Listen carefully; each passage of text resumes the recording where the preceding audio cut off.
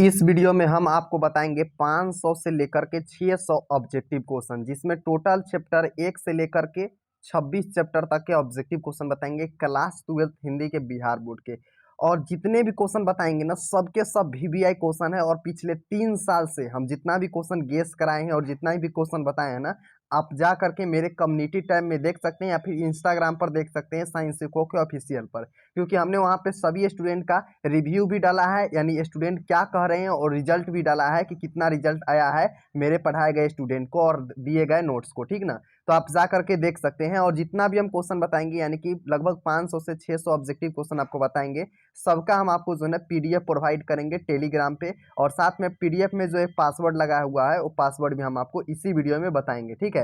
तो आप वीडियो को सिर्फ लास्ट तक देख लीजिए। आपको इस वीडियो के बाद यूट्यूब पर कहीं भी कोई भी वीडियो जो है ना देखने की आवश्यकता नहीं होगी, क्योंकि इस वीडियो में हम कंप्लीट हिंदी आपको करा देंगे क्लास 12 के, ठीक ना। टोटल हिंदी कंप्लीट कराएंगे, हर एक क्वेश्चन देखेंगे। 2009 से लेकर के 2025 तक के जितने भी क्वेश्चन पूछे गए हैं ना, सबके सब हम आपको बताएंगे एक ही वीडियो में। बहुत ज़्यादा वीवीआई क्वेश्चन होने वाला है सबके सब, और एकरा बाद जो है ना कोई भी वीडियो देखने की आवश्यकता होगा ही नहीं, ठीक है।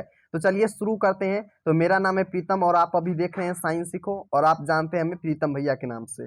तो सबसे पहला हम लोग का वीवीआई ऑब्जेक्टिव क्वेश्चन है, जो कि आप जा करके मिला भी सकते हैं, कि बातचीत जो है ना, बातचीत शीर्षक निबंध के अनुसार जो कुछ मवाद या धुआं जमा रहता है, वह भाप बनकर निकल पड़ता है कैसे। कह रहे हैं कि बातचीत शीर्षक निबंध के अनुसार जो कुछ मवाद या धुआं जमा रहता है, वह भाप बनकर निकल पड़ता है, कैसे निकलता है। तो ऑप्शन सी हो जाएंगे राइट आंसर, की बातचीत के जरिए निकलता है। कैसे निकलता है, तो बातचीत के जरिए निकलता है भाप बनकर, ठीक है। अगला प्रश्न हम लोग का है, जैसा काम वैसा परिणाम किस लेखक द्वारा रचित प्रश्न है। यानी जैसा काम वैसा परिणाम किस लेखक द्वारा रचित प्रश्न है। तो ऑप्शन नंबर सी हो जाएंगे बालकृष्ण भट्ट जी द्वारा। किसके द्वारा, तो बालकृष्ण भट्ट जी द्वारा हो जाएंगे इसका राइट आंसर। नेक्स्ट क्वेश्चन हम लोग का है कि बालकृष्ण भट्ट के पिताजी का नाम क्या था। जो बालकृष्ण भट्ट जी थे उसके पिताजी के नाम क्या था, तो राइट आंसर हो जाएंगे ऑप्शन नंबर बी, यानी कि बेनी प्रसाद भट्ट जी। क्या हो जाएंगे, बेनी प्रसाद भट्ट जी हो जाएंगे बालकृष्ण भट्ट जी के पिताजी के नाम। सब क्वेश्चन वीवीआई है, आप जा करके guess paper, model paper, question bank कहीं से मिला सकते हैं इस क्वेश्चन को। तो दमयंती स्वयंवर किस लेखक की रचना है, तो राइट आंसर हो जाएंगे बालकृष्ण भट्ट जी लिखे हुए हैं दमयंती स्वयंवर। कौन लिखे हुए हैं, तो बालकृष्ण भट्ट जी लिखे हुए हैं दमयंती स्वयंवर। नेक्स्ट क्वेश्चन हम लोग कहेंगे कि बालकृष्ण भट्ट की रचना बातचीत क्या है। तो ऑप्शन नंबर डी हो जाएंगे ललित निबंध है। बालकृष्ण भट्ट जी की रचना बातचीत क्या है, तो एक ललित निबंध हो जाएंगे राइट आंसर, ठीक ना। अगला प्रश्न हम लोग कहेंगे कि बालकृष्ण भट्ट जी किस युग के निबंधकार थे। बालकृष्ण भट्ट जी किस युग के निबंधकार हो जाएंगे, तो ऑप्शन नंबर बी हो जाएंगे भारतेंदु युग के। किस युग के हो जाएंगे, भारतेंदु युग के हो जाएंगे इसका राइट आंसर। नेक्स्ट क्वेश्चन हम लोग का है, बालकृष्ण भट्ट का जन्म हुआ था, यानी बालकृष्ण भट्ट जी का जन्म कब हुआ था, तो राइट आंसर हो जाएंगे ऑप्शन नंबर बी, यानी कि 23 जून 1844 ईस्वी को। कब हुआ था, 23 जून 1844 ईस्वी हो जाएंगे इसका राइट आंसर। नेक्स्ट क्वेश्चन हम लोग कहेंगे स्वगता स्वयंवर रचना है। स्वगता स्वयंवर किसकी रचना है, तो देखिए यहाँ पर आपको जो है ना बालकृष्ण भट्ट जी याद नहीं रखना है, क्योंकि गलत हो जाता है सब। स्वगता स्वयंवर बालकृष्ण भट्ट जी की रचना नहीं है, बल्कि श्रीनिवास दास जी की रचना है। किसका हो जाएंगे, श्रीनिवास दास जी का रचना है स्वगता स्वयंवर।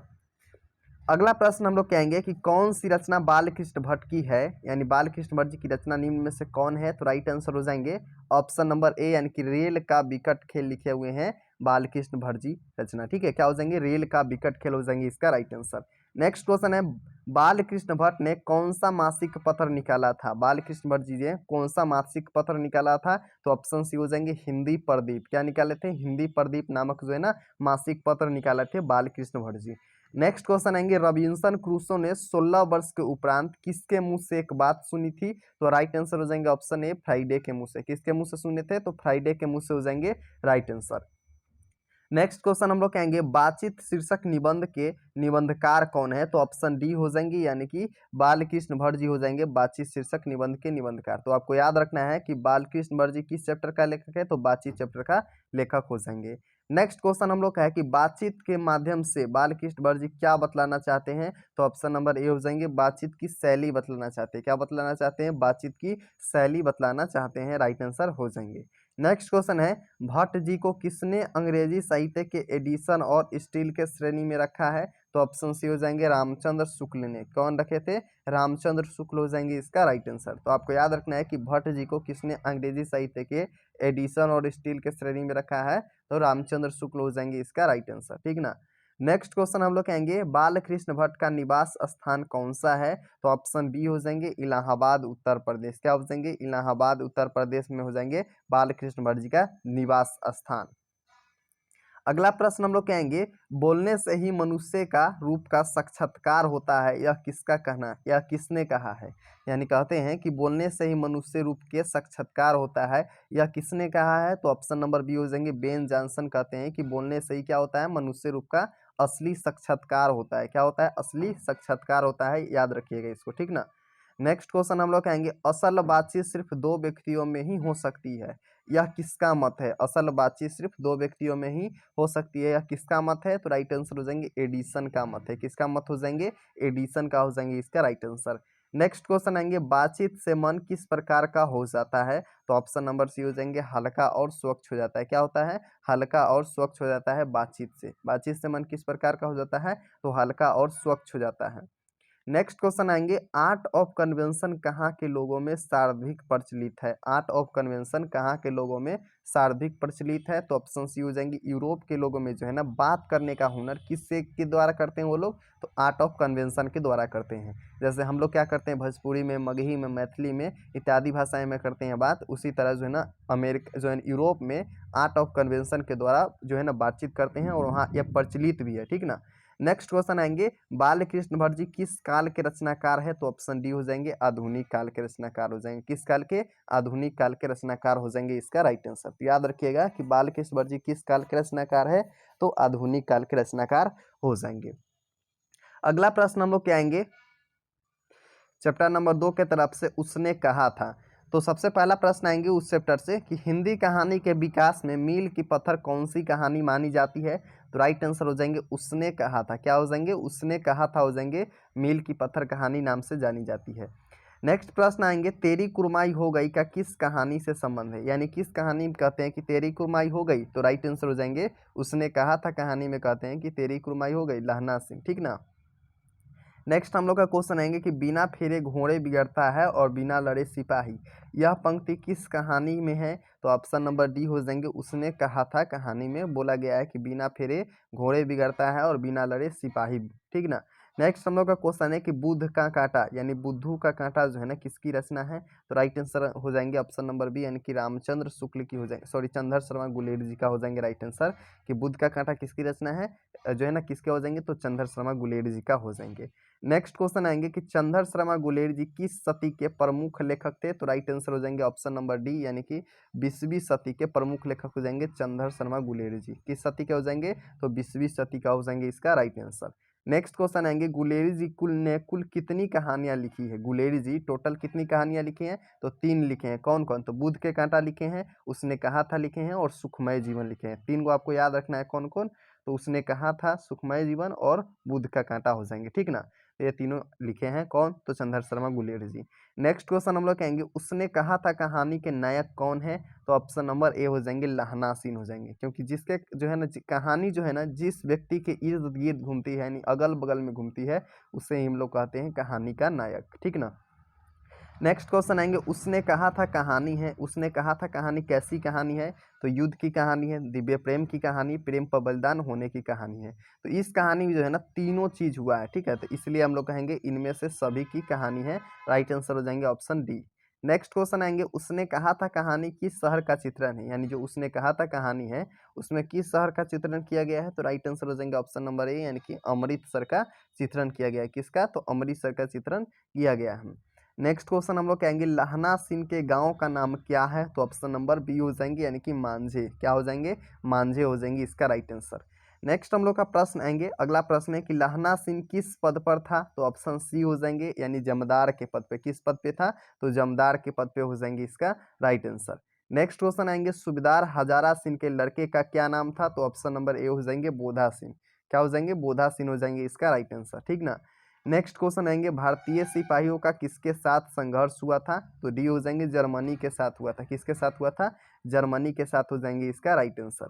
नेक्स्ट प्रश्न आएंगे जर्मन लेफ्टिनेंट को किसने मार गिराया, यानी जर्मन लेफ्टिनेंट को किसने मार गिराया, तो ऑप्शन सी हो जाएंगे लाहना सिंह ने मार गिराया। जर्मन लेफ्टिनेंट को किसने मार गिराया, लाहना सिंह हो जाएंगे इसका राइट आंसर। नेक्स्ट क्वेश्चन आएंगे सिख राइफल के जमदार लाहना सिंह का नंबर क्या था, तो ऑप्शन नंबर ए हो जाएंगे यानी कि 77 या फिर 77, ठीक ना। तो याद रखना है सिख राइफल के जमदार लाहना सिंह का नंबर क्या था, तो 77 या फिर 77 हो जाएंगे इसका राइट आंसर। नेक्स्ट क्वेश्चन आएंगे सुखमय जीवन किसकी रचना है, सुखमय जीवन किसकी रचना है, तो राइट आंसर हो जाएंगे चंद्र शर्मा गुलेर जी का। किसका हो जाएंगे, चंद्र शर्मा गुलेर जी का हो जाएंगे रचना सुखमय जीवन। नेक्स्ट प्रश्न आएंगे उसने कहा था कहानी कब प्रकाशित हुई थी, तो ऑप्शन सी हो जाएंगे 1915 में प्रकाशित हुई थी। कब हुई थी, 1915 में प्रकाशित हुई थी उसने कहा था कहानी। अगला प्रश्न हम लोग कहेंगे कछुआ धर्म किसकी कृति है, कछुआ धर्म किसकी कृति हो जाएंगे, तो ऑप्शन डी हो जाएंगे चंद्र शर्मा गुलेर जी की जो है ना कृति है कछुआ धर्म। किसका हो जाएंगे, चंद्र शर्मा गुलेर जी की कृति है कछुआ धर्म। नेक्स्ट प्रश्न आएंगे कुरमाई का क्या अर्थ होता है, यानी कि जो उसने कहा था कहानी है उसमें कहता है लड़का कि तेरी कुरमाई हो गई, तो यानी जो है ना कुरमाई का अर्थ क्या होता है, मतलब क्या होता है यहाँ पर पूछ रहे हैं। तो कुरमाई का अर्थ होता है मंगनी, ठीक है, क्या होता है, मंगनी होता है। तो राइट आंसर हो जाएंगे ऑप्शन नंबर ए यानी कि मंगनी, ठीक ना। नेक्स्ट प्रश्न हम लोग कहेंगे गुलेर जी किस गांव के मूल निवासी थे, गुलेरी जी किस गांव के मूल निवासी थे, तो ऑप्शन बी हो जाएंगे गुलेर के। किस गांव के हो जाएंगे, गुलेर के हो जाएंगे इसका राइट आंसर। नेक्स्ट हम लोग क्वेश्चन देखेंगे, क्वेश्चन नंबर 21 है कि चंद्र शर्मा गुलेर जी किस युग के कहानीकार हो जाएंगे, तो ऑप्शन हो जाएंगे द्विवेदी युग के। किस युग के हो जाएंगे, द्विवेदी युग का हो जाएंगे इसका राइट आंसर। नेक्स्ट प्रश्न हम लोग का है चंद्र शर्मा गुलेरी जी का जन्म कब हुआ था, तो ऑप्शन सी हो जाएंगे 7 जुलाई 1883 ईस्वी को चंद्र शर्मा गुलेरी जी का जन्म हुआ था। कब हुआ था, तो 7 जुलाई 1883 ईस्वी का हो जाएंगे राइट आंसर। नेक्स्ट क्वेश्चन आएंगे उसने कहा था कहानी जो है ना किस प्रकार की कहानी है, तो राइट आंसर हो जाएंगे ऑप्शन नंबर बी यानी कि कर्म प्रधान कहानी है। कैसी कहानी हो जाएंगे, कर्म प्रधान कहानी है उसने कहा था कहानी। अगला प्रश्न हम लोग कहेंगे बचपन में लाहना सिंह लड़की से बार बार कौन सा प्रश्न करता था, तो ऑप्शन नंबर सी हो जाएंगे तेरी कुरमाई हो गई। कौन सा प्रश्न करता था कि तेरी कुरमाई हो गई, यह वाला जो है ना बचपन में लाहना सिंह बार बार लड़की से प्रश्न करता था, ठीक। अगला प्रश्न हम लोग कहेंगे लाहना सिंह सूबेदार को वापस बुलाने के लिए किसे भेजता है, लाहना सिंह सूबेदार को वापस बुलाने के लिए किसे भेजता है, तो वजीरा सिंह को भेजता है। राइट आंसर क्या हो जाएंगे, तो वजीरा सिंह हो जाएंगे इसका राइट आंसर, ठीक ना। नेक्स्ट हम लोग का प्रश्न आएंगे लाहना सिंह के मामा कहाँ के रहने वाले थे, जो लाहना सिंह थे उसके मामा कहाँ के रहने वाले थे, तो ऑप्शन नंबर बी हो जाएंगे अमृतसर के रहने वाले थे। कहाँ के, तो अमृतसर के हो जाएंगे इसका राइट आंसर। नेक्स्ट प्रश्न हम लोग के आएंगे नेक्स्ट चैप्टर संपूर्ण क्रांति के तरफ से, संपूर्ण क्रांति चैप्टर के तरफ से कि दल विहीन लोकतंत्र किसके मूल उद्देश्य में है, तो राइट आंसर क्या हो जाएंगे, तो ऑप्शन नंबर बी हो जाएंगे मार्क्सवाद तथा लेनिनवाद। क्या हो जाएंगे, मार्क्सवाद तथा लेनिनवाद हो जाएंगे इसका राइट आंसर। नेक्स्ट क्वेश्चन है कि जयप्रकाश नारायण के बचपन का नाम क्या था, तो ऑप्शन सी हो जाएंगे बाउल था। जयप्रकाश नारायण के बचपन का नाम क्या था, तो बाउल हो जाएंगे इसका राइट आंसर। नेक्स्ट क्वेश्चन हम लोग कहेंगे किसने कहा था अभी न जाने कितने मील इस देश की जनता को कहा था, किसने कहा था अभी न जाने कितने मील इस देश की जनता को जाना है, तो जवाहरलाल नेहरू कहते हैं कि अभी न जाने कितने देश जो है ना दूर इस देश की जनता को जाना है।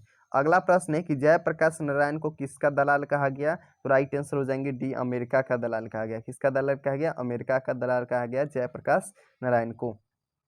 अगला प्रश्न आते हैं कि जयप्रकाश नारायण के स्वास्थ्य पर निगरानी रखने वाले डॉक्टर का क्या नाम था, तो ऑप्शन नंबर ए हो जाएंगे डॉक्टर रहमान। क्या नाम था, डॉक्टर रहमान हो जाएंगे इसका राइट आंसर। नेक्स्ट हम लोग का प्रश्न है कि ब्रेन ऑफ बॉम्बे किसे कहा जाता है, ब्रेन ऑफ बॉम्बे किसे कहा जाता है, तो उमा शंकर दीक्षित को कहा जाता है। किसे कहा जाता है, उमा शंकर दीक्षित को कहा जाता है ब्रेन ऑफ बॉम्बे। नेक्स्ट प्रश्न हम लोग का है जयप्रकाश नारायण ने आईएएससी की परीक्षा कहाँ से पास की, तो राइट आंसर हो जाएंगे बिहार विद्यापीठ से पास की। कहाँ से, बिहार विद्यापीठ हो जाएंगे इसका राइट आंसर। तो याद रखिएगा जयप्रकाश नारायण ने आईएएससी की परीक्षा कहाँ से पास की, तो बिहार विद्यापीठ हो जाएंगे इसका राइट आंसर। नेक्स्ट प्रश्न हम लोग का है फनीसवा नाथ रेणु की पुस्तक कौन सी है, तो ऑप्शन डी हो जाएंगे महिला आंचल। क्या हो जाएंगे, महिला आंचल हो जाएंगे इसका राइट आंसर। तो फनीसवा नाथ रेणु की पुस्तक कौन सी है, महिला आंचल हो जाएंगे।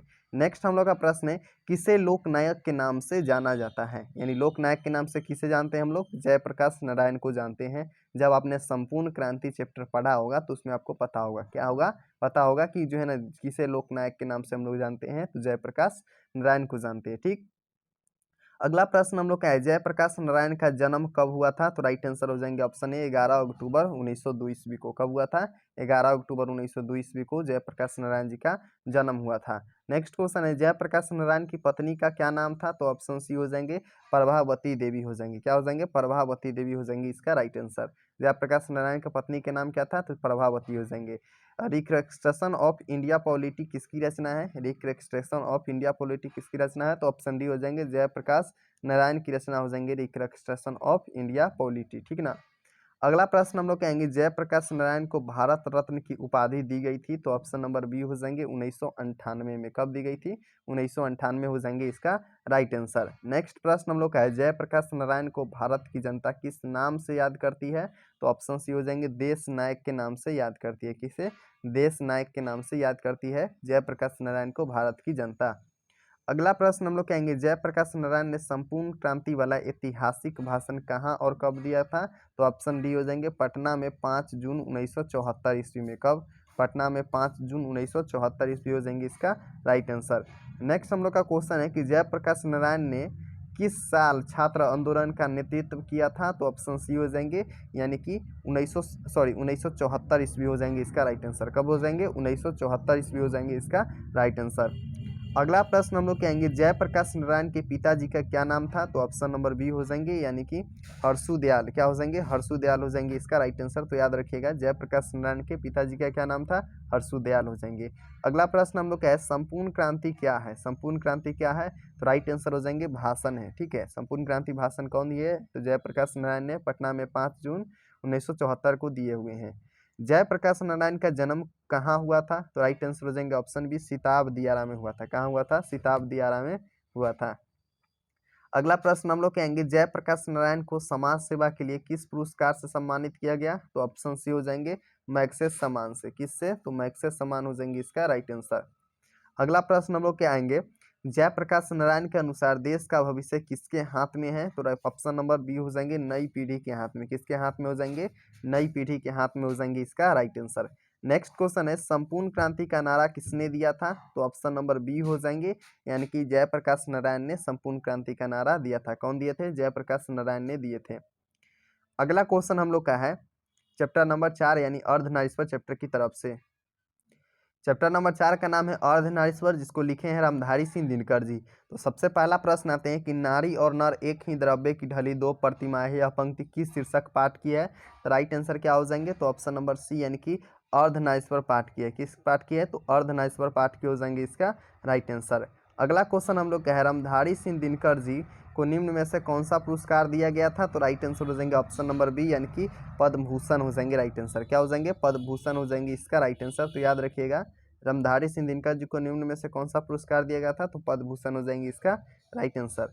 अगला क्वेश्चन हम लोग का है अर्धनारीश्वर पाठ के लेखक कौन है या फिर अर्धनारीश्वर किसकी रचना है? तो राइट आंसर हो जाएंगे ऑप्शन बी रामधारी सिंह दिनकर जी की रचना हो जाएंगे अर्धनारीश्वर। किसका हो जाएंगे? रामधारी सिंह दिनकर जी का हो जाएंगे अर्धनारीश्वर चैप्टर। नेक्स्ट हम लोग का है रामधारी सिंह दिनकर जी का जन्म बिहार के किस जिले में हुआ था? तो ऑप्शन नंबर बी हो जाएंगे बेगूसराय जिले में। किस जिले में? बेगूसराय जिले में हो जाएंगे इसका राइट आंसर। अगला प्रश्न हम लोग क्या है अर्धनारीश्वर में किस गुण का समन्वय है? तो नारी और पुरुष दोनों की गुण की समन्वय है। किसमें? तो नारी और पुरुष दोनों के गुण का समन्वय किया गया है। अगला क्वेश्चन हम लोग का है रामधारी सिंह दिनकर जी की पहली कविता किस पत्रिका में प्रकाशित हुई थी? तो ऑप्शन ए हो जाएंगे छात्र सहोदर में। क्या हो जाएंगे राइट आंसर? छात्र सहोदर में हो जाएंगे इसका राइट आंसर। ठीक ना।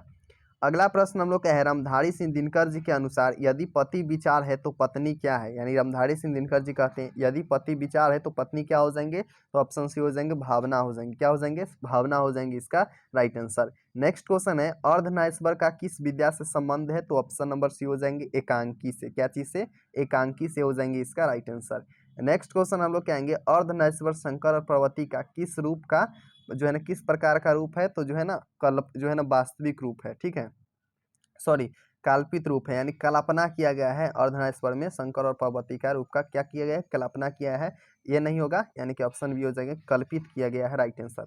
नेक्स्ट क्वेश्चन हम लोग क्या है निम्नलिखित में से कौन सी रचना रामधारी सिंह दिनकर जी की नहीं है? तो ऑप्शन सी हो जाएंगे जूठन। जूठन जो है ना ओम प्रकाश वाल्मीकि जी लिखे हुए हैं, तो क्या हो जाएंगे, जूठन नहीं है, रामधारी सिंह दिनकर जी की क्या चीज़, तो रचना हो जाएंगे। नेक्स्ट हम लोग का प्रश्न आएंगे, रामधारी सिंह दिनकर जी को किस कृति पर भारतीय ज्ञानपीठ पुरस्कार प्राप्त हुआ है, अथवा भारतीय ज्ञानपीठ पुरस्कार से सम्मानित रचना कौन सा है, तो ऑप्शन नंबर बी हो जाएंगे, यानी उर्वशी। क्या हो जाएंगे राइट आंसर, उर्वशी हो जाएंगे राइट आंसर। नेक्स्ट क्वेश्चन है, युद्ध और शांति जो है ना की समस्या पर लिखी गई काव्य कृति क्या है। युद्ध और शांति पर काव्य जो है ना, शांति की समस्या पर लिखी गई काव्य कृति का नाम क्या है, तो ऑप्शन नंबर बी हो जाएंगे, यानी कि कुरुक्षेत्र। क्या हो जाएंगे, कुरुक्षेत्र हो जाएंगे इसका राइट आंसर। नेक्स्ट क्वेश्चन हम लोग का है, गांधारी थी, गांधारी कौन थी, तो राइट आंसर हो जाएंगे ऑप्शन ए, दुर्योधन की माँ थी। गांधारी कौन थी, तो दुर्योधन की माँ हो जाएगी। नेक्स्ट क्वेश्चन है, रामधारी सिंह दिनकर जी को जो है ना जन्म कब हुआ था, तो राइट आंसर हो जाएंगे 23 सितंबर 1908 ईस्वी, इसका राइट आंसर हो जाएंगे, ठीक ना। नेक्स्ट क्वेश्चन हम लोग कहेंगे, रामधारी सिंह दिनकर जी किस युग के कवि थे, तो राइट आंसर हो जाएंगे ऑप्शन नंबर सी, यानी कि छायादोत्तर युग के कवि थे। क्या हो जाएंगे, छायादोत्तर युग के कवि हो जाएंगे रामधारी सिंह दिनकर जी। नेक्स्ट क्वेश्चन हम लोग कहेंगे, संस्कृत के 4 अध्याय किसकी कृति है, संस्कृत के 4 अध्याय किसकी कृति है, तो राइट आंसर हो जाएंगे ऑप्शन डी, यानी कि रामधारी सिंह दिनकर जी की कृति है। संस्कृत के 4 अध्याय किसकी हो जाएंगे, रामधारी सिंह दिनकर जी की कृति है संस्कृत के 4 अध्याय, तो याद आपको रखना है, ठीक ना। अगला प्रश्न हम लोग के आएंगे चैप्टर नंबर 5 यानी रोज कहानी के तरफ से। तो चैप्टर नंबर 5 का नाम है रोज, जिसको लिखे हैं सचिदानंद हीरानंद व तस्य अज्ञेय जी, ठीक ना। सबसे पहला प्रश्न आएंगे कि निम्न में से किस कहानी में गैगरीन का उल्लेख किया गया है, तो राइट आंसर हो जाएंगे रोज कहानी में गैगरीन का उल्लेख किया गया है। किस कहानी में, रोज कहानी में गैगरीन का उल्लेख किया गया है। अगला हम लोग का प्रश्न आएंगे, मालती किस कहानी की पात्र है, तो राइट आंसर हो जाएंगे ऑप्शन नंबर बी, यानी कि रोज कहानी की पात्र हो जाएंगे मालती। किस कहानी के हो जाएंगे, रोज कहानी के हो जाएंगे पात्र मालती। अगला हम लोग का प्रश्न है कि रोज शीर्षक कहानी में किसने पूछा तुम कुछ पढ़ती लिखती नहीं हो, तो लेखक ऐसा पूछते हैं मालती से कि तुम कुछ पढ़ती लिखती नहीं हो, ठीक है। तो याद आपको रखना है कि लेखक पूछते हैं कि तुम कुछ पढ़ती लिखती नहीं हो। अगला प्रश्न आएंगे हम लोग का, सचिदानंद हीरानंद व तस्य अज्ञेय द्वारा लिखी गई हुई कहानी कौन सी है, तो राइट आंसर हो जाएंगे ऑप्शन नंबर बी, यानी कि रोज कहानी लिखे हैं सचिदानंद हीरानंद व तस्य अज्ञेय, ठीक ना। अगला हम लोग का प्रश्न है, महेश्वर की पत्नी का नाम क्या है, तो महेश्वर की पत्नी का नाम क्या है, तो मालती है। क्या हो जाएंगे, मालती हो जाएंगे इसका राइट आंसर। अगला प्रश्न है कि लेखक कितने वर्ष बाद मालती से मिलने आया था, तो राइट आंसर हो जाएंगे ऑप्शन नंबर बी, यानी कि 4 वर्ष बाद मालती से मिलने आते हैं कौन, तो लेखक। कितने वर्ष बाद, तो 4 वर्ष बाद मालती से मिलने आते हैं लेखक। अगला प्रश्न है कि मालती के पति किस बीमारी का ऑपरेशन करके आए थे, तो ऑप्शन नंबर हो जाएंगे सी, यानी कि गैग्रीन। क्या हो जाएंगे, गैग्रीन हो जाएंगे इसका राइट आंसर, ठीक ना। अगला प्रश्न हम लोग कहेंगे, भारतीय ज्ञानपीठ द्वारा अज्ञेय जी को कौन सा पुरस्कार मिला था, तो ऑप्शन नंबर सी हो जाएंगे, भारतीय ज्ञानपीठ पुरस्कार मिला था, ठीक है। भारतीय ज्ञानपीठ द्वारा अज्ञेय जी को कौन सा पुरस्कार मिला, तो भारतीय ज्ञानपीठ पुरस्कार प्राप्त हुआ है, ठीक ना। अगला प्रश्न हम लोग कहेंगे, अज्ञेय जी की पहली कहानी किस पत्रिका में संपादित हुई थी या फिर प्रकाशित हुई थी, तो ऑप्शन नंबर सी हो जाएंगे, पत्रिका सेवा में अज्ञेय जी की पहली जो है ना कहानी प्रकाशित हुई थी, ठीक ना। तो याद आपको रखना है कि पहली कहानी कब प्रकाशित हुई थी, तो पत्रिका सेवा में हुई थी। नेक्स्ट हम लोग का प्रश्न है कि जो रोज कहानी का कौन सा पात्र डॉक्टरी पेशा से जुड़ा था, तो महेश्वर जो है ना डॉक्टर था, गैंग्रीन लोग का इलाज करता था, ठीक है। तो महेश्वर हो जाएंगे इसका राइट आंसर। अगला प्रश्न हम लोग कहेंगे, अज्ञेय जी ने कितने वर्ष की उम्र में कविता लिखना शुरू किया, तो ऑप्शन हो जाएंगे 10 वर्ष की उम्र में, ऑप्शन नंबर ए। कितने वर्ष के, तो 10 वर्ष की उम्र में, इसका राइट आंसर हो जाएंगे। नेक्स्ट प्रश्न हम लोग कहेंगे, तार सप्तक का संपादक कौन है, तो ऑप्शन नंबर डी हो जाएंगे, सचिदानंद हीरानंद व तस्य अज्ञेय जी। क्या हो जाएंगे, सचिदानंद हीरानंद व तस्य अज्ञेय जी हो जाएंगे राइट आंसर। नेक्स्ट हम लोग का प्रश्न है, नदी के द्वीप किसकी रचना है, तो राइट आंसर होंगे ऑप्शन बी, यानी अज्ञेय जी की रचना है नदी के द्वीप। किसकी हो जाएंगे, तो अज्ञेय जी की रचना हो जाएंगे नदी का द्वीप। अगला हम लोग का प्रश्न आएंगे, यानी प्रश्न संख्या 14 है कि अज्ञेय को ज्ञानपीठ पुरस्कार किस रचना पर प्राप्त हुआ है। अज्ञेय जी को ज्ञानपीठ पुरस्कार किस रचना पर प्राप्त हुआ है, तो ऑप्शन नंबर ए हो जाएंगे, यानी कि कितनी नावों में कितनी बार। क्या हो जाएंगे राइट आंसर, कितनी नावों में कितनी बार हो जाएंगे इसका राइट आंसर। नेक्स्ट प्रश्न हम लोग कहेंगे, अज्ञेय का जन्म हुआ था, अज्ञेय जी का जन्म कब हुआ था, तो राइट आंसर हो जाएंगे 7 मार्च 1911 ईस्वी को। कब हुआ था, 7 मार्च 1911 ईस्वी हो जाएंगे इसका राइट आंसर। अगला प्रश्न हम लोग कहेंगे, अज्ञेय का पिता का नाम क्या था, यानी सचिदानंद हीरानंद व तस्य अज्ञेय जी के पिताजी के नाम क्या थे, तो हो जाएंगे डॉक्टर हीरानंद शास्त्री। क्या हो जाएंगे, डॉक्टर हीरानंद शास्त्री हो जाएंगे इसका राइट आंसर। नेक्स्ट क्वेश्चन है, उत्तर प्रियदर्शी के नाटककार कौन है, तो ऑप्शन नंबर हो जाएंगे बी, यानी कि अज्ञेय जी हो जाएंगे। उत्तर प्रियदर्शी का नाटककार कौन हो जाएंगे, तो अज्ञेय जी हो जाएंगे इसका राइट आंसर। अगला प्रश्न है शेखर एक जीवनी किस विद्या की कृति है? तो ऑप्शन सी हो जाएंगे उपन्यास हो जाएंगे। क्या हो जाएंगे? उपन्यास हो जाएंगे इसका राइट आंसर। अगला प्रश्न हम लोग कहेंगे अज्ञाय की माँ का नाम क्या है? तो ऑप्शन नंबर बी हो जाएंगे यानी कि व्यमती देवी। क्या हो जाएंगे राइट आंसर? व्यमती देवी हो जाएंगे अज्ञाय जी के माता जी का नाम, ठीक ना। अगला प्रश्न हम लोग कहेंगे चैप्टर नंबर 6 की तरफ से, जिसका नाम है एक लेख और एक पत्र। चैप्टर नंबर 6 का नाम है एक लेख और एक पत्र, जिसको लिखे हैं भगत सिंह। सबसे पहला प्रश्न हम लोग कहेंगे कि एक लेख और एक पत्र भगत सिंह जो है ना, किसको पत्र लिखा है? भगत सिंह ने किसको पत्र लिखा है एक लेख एक पत्र में? तो राइट आंसर हो जाएंगे ऑप्शन ए सुखदेव को पत्र लिखा है। बहुत ज़्यादा VVI प्रश्न है, हर बार लगभग पूछे जाते हैं। कितने बार? हर बार पूछे जाते हैं एग्जाम में, तो इसको याद आपको रखना है, ठीक ना। अगला प्रश्न हम लोग कहेंगे भगत सिंह ने कैसी मृत्यु को सुंदर कहा है? तो ऑप्शन सी हो जाएंगे देश सेवा की बदले दी गई फांसी को। क्या हो जाएंगे? देश सेवा की बदले दी गई फांसी को हो जाएंगे राइट आंसर। नेक्स्ट प्रश्न हम लोग क्या है कि पंजाब की भाषा तथा लिपि की समस्या किस लेखक की रचना है? तो ऑप्शन ए हो जाएंगे भगत सिंह की रचना हो जाएंगे। पंजाब की भाषा तथा लिपि की समस्या किसका हो जाएंगे? तो राइट आंसर हो जाएंगे भगत सिंह की। अगला प्रश्न हम लोग कहेंगे एक लेख और एक पत्र के रचनाकार कौन हो जाएंगे? तो ऑप्शन सी हो जाएंगे भगत सिंह हो जाएंगे। कौन हो जाएंगे? भगत सिंह हो जाएंगे इसका राइट आंसर।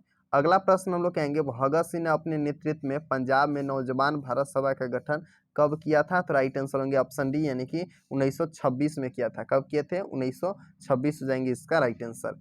अगला प्रश्न हम लोग कहेंगे भगत सिंह ने चंद्रशेखर आजाद के साथ मिलकर किस संघ का गठन किया था? तो ऑप्शन सी हो जाएंगे हिंदुस्तान समाजवादी प्रजातांत्रिक पार्टी। क्या हो जाएंगे? हिंदुस्तान समाजवादी प्रजातांत्रिक पार्टी हो जाएंगे इसका राइट आंसर। अगला प्रश्न आएंगे भगत सिंह किस उम्र में क्रांतिकारी गतिविधियों में शामिल हो गए थे? तो 12 वर्ष की उम्र में जो है ना भगत सिंह क्रांतिकारी गतिविधियों में शामिल हो गए थे। कितने वर्ष की उम्र में? तो 12 वर्ष की उम्र में हो जाएंगे इसका राइट आंसर।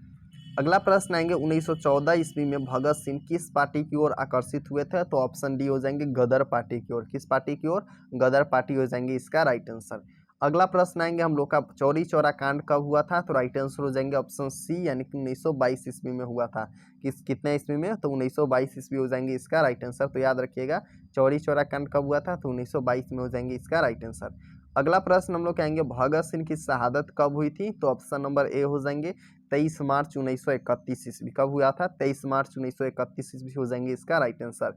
नेक्स्ट प्रश्न हम लोग का है भगत सिंह गण्य शंकर विद्यार्थी द्वारा निकाली जाने वाली किस पत्रिका से जुड़े? तो ऑप्शन हो जाएंगे प्रताप। किस पत्रिका से? प्रताप हो जाएंगे इसका राइट आंसर। तो आपको याद रखना है कि भगत सिंह गणेश शंकर विद्यार्थी द्वारा निकाले जाने वाली किस पत्रिका से जुड़े हैं? तो राइट आंसर हो जाएंगे प्रताप। अगला प्रश्न हम लोग कहें भगत सिंह कैसे घृणित तथा कायरतापूर्ण मानते हैं? किसे घृणित तथा कायरतापूर्ण मानते हैं? तो इसका राइट आंसर हो जाएंगे ऑप्शन सी यानी कि आत्महत्या के जो है ना भगत सिंह घृणित तथा कायरतापूर्ण मानते हैं, ठीक है। चलिए अगला प्रश्न देखेंगे हम लोग भगत सिंह को अपने लिए सजा के संबंध में क्या विश्वास था? तो ऑप्शन नंबर सी है मृत्युदंड। भगत सिंह को अपने लिए सजा के संबंध में क्या विश्वास था? तो मृत्युदंड वो चाहते थे, ठीक ना। अगला प्रश्न हम लोग क्या जाएंगे भगत सिंह ने अपने मित्र के साथ केंद्रीय असेंबली में बम जो है ना कब फेंका था? तो बी हो जाएंगे यानी कि 8 अप्रैल 1929 ईस्वी में। कब हुआ था? 8 अप्रैल 1929 ईस्वी हो जाएंगे इसका राइट आंसर। भगत सिंह का जन्म कब हुआ था? तो राइट आंसर हो जाएंगे ऑप्शन ए यानी कि 28 सितंबर 1907 ईस्वी। कब हो जाएंगे? 28 सितंबर 1907 ईस्वी हो जाएंगे इसका राइट आंसर। नेक्स्ट क्वेश्चन है कि भगत सिंह के चाचा का नाम क्या था? तो ऑप्शन बी हो जाएंगे अजीत सिंह। भगत सिंह के चाचा के क्या नाम थे? तो अजीत सिंह हो जाएंगे इसका राइट आंसर। नेक्स्ट क्वेश्चन है विद्यार्थी और राजनीतिक शीर्षक निबंध किसका लिखा हुआ है? तो ऑप्शन नंबर सी हो जाएंगे भगत सिंह को लिखा हुआ है। विद्यार्थी और क्या राजनीतिक शीर्षक निबंध कौन लिखे हैं? भगत सिंह लिखे हैं। अगला प्रश्न आएंगे मैं नास्तिक हूँ क्यों हूँ, यह किसका लेख है?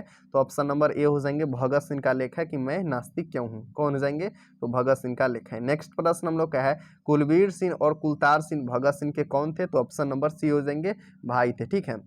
लगभग हम सभी चैप्टर से जो है ना 20 प्रश्न ओवरऑल माना जाए, यानी सब चैप्टर से 20 प्रश्न, तो आप मल्टीप्लाई कर लीजिए 26 इंटू 20 कितना हो जाएगा, ठीक है। तो आपको लगभग बहुत सारे ऑब्जेक्टिव, लगभग बहुत सारे ऐसे भी चैप्टर है जिसमें 35 है, 30 है ऑब्जेक्टिव क्वेश्चन, ठीक है। तो लगभग हम आपको 500 प्लस बताएंगे। PDF आपको टेलीग्राम पर मिलेगा, ठीक है। उसका पासवर्ड क्या है हम आपको जस्ट आगे अब बता देंगे। तो उसका पासवर्ड जो है ना आप वहाँ पर क्लिक कीजिएगा तो आपको 600 प्लस PDF डाउनलोड हो जाएगा आपके फ़ोन में, जिसे आप प्रिंट आउट करवा सकते हैं या फिर फ़ोन में भी पढ़ सकते हैं, ठीक है। आपके गैलरी में चला जाएगा। तो चलिए आगे हम देखेंगे चैप्टर नंबर 7 को, ओ सदा नीरा जिसका नाम है। चैप्टर नंबर 7 का नाम है ओ सदानीरा, जो है ना, जिसका लेखक है जगदीश चंद्र माथुर जी। सबसे पहला प्रश्न आएंगे कि ओ सदानीरा शीर्षक निबंध में वर्णित मन कैसा ताल है, तो राइट आंसर हो जाएंगे ऑप्शन डी गहरी और विशाल है। क्या है?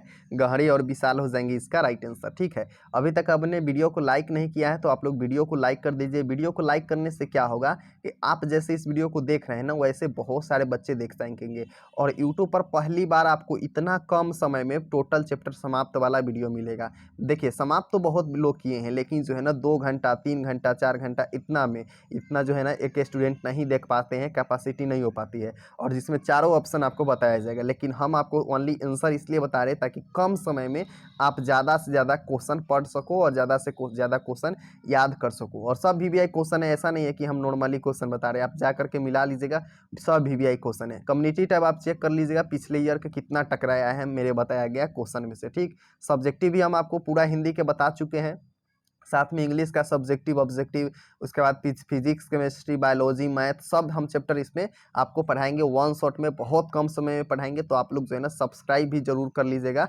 साइंस सीखो को, और वीडियो को लाइक कर लीजिए। चलिए आगे हम लोग चलते हैं।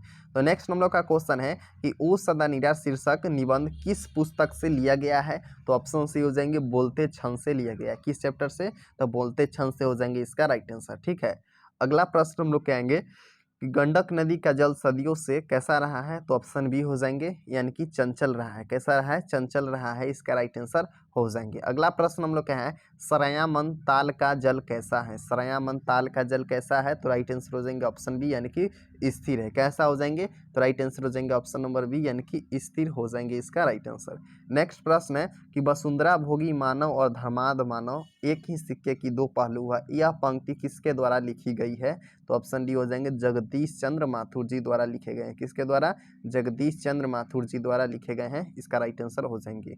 अगला प्रश्न हम लोग क्या है, रामपुरवा कहाँ है, तो राइट आंसर होंगे ऑप्शन नंबर ए यानी कि भितिहारवा के पास। कहाँ हो जाएंगे?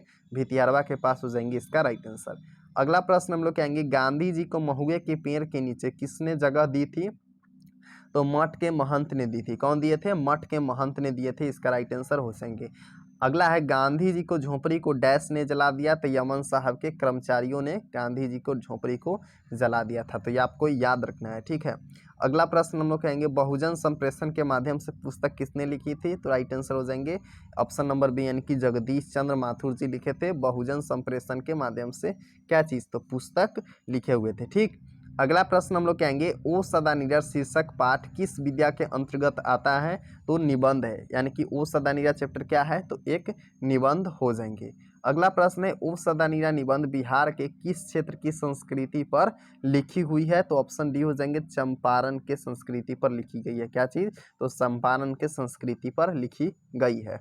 अगला प्रश्न हम लोग कहेंगे राजा हरि सिंह देव को राजा गयासुद्दीन तुगलक का सामना कब करना पड़ा, तो ऑप्शन नंबर सी हो जाएंगे यानी कि 1335 ईस्वी में करना पड़ा। कब किया गया?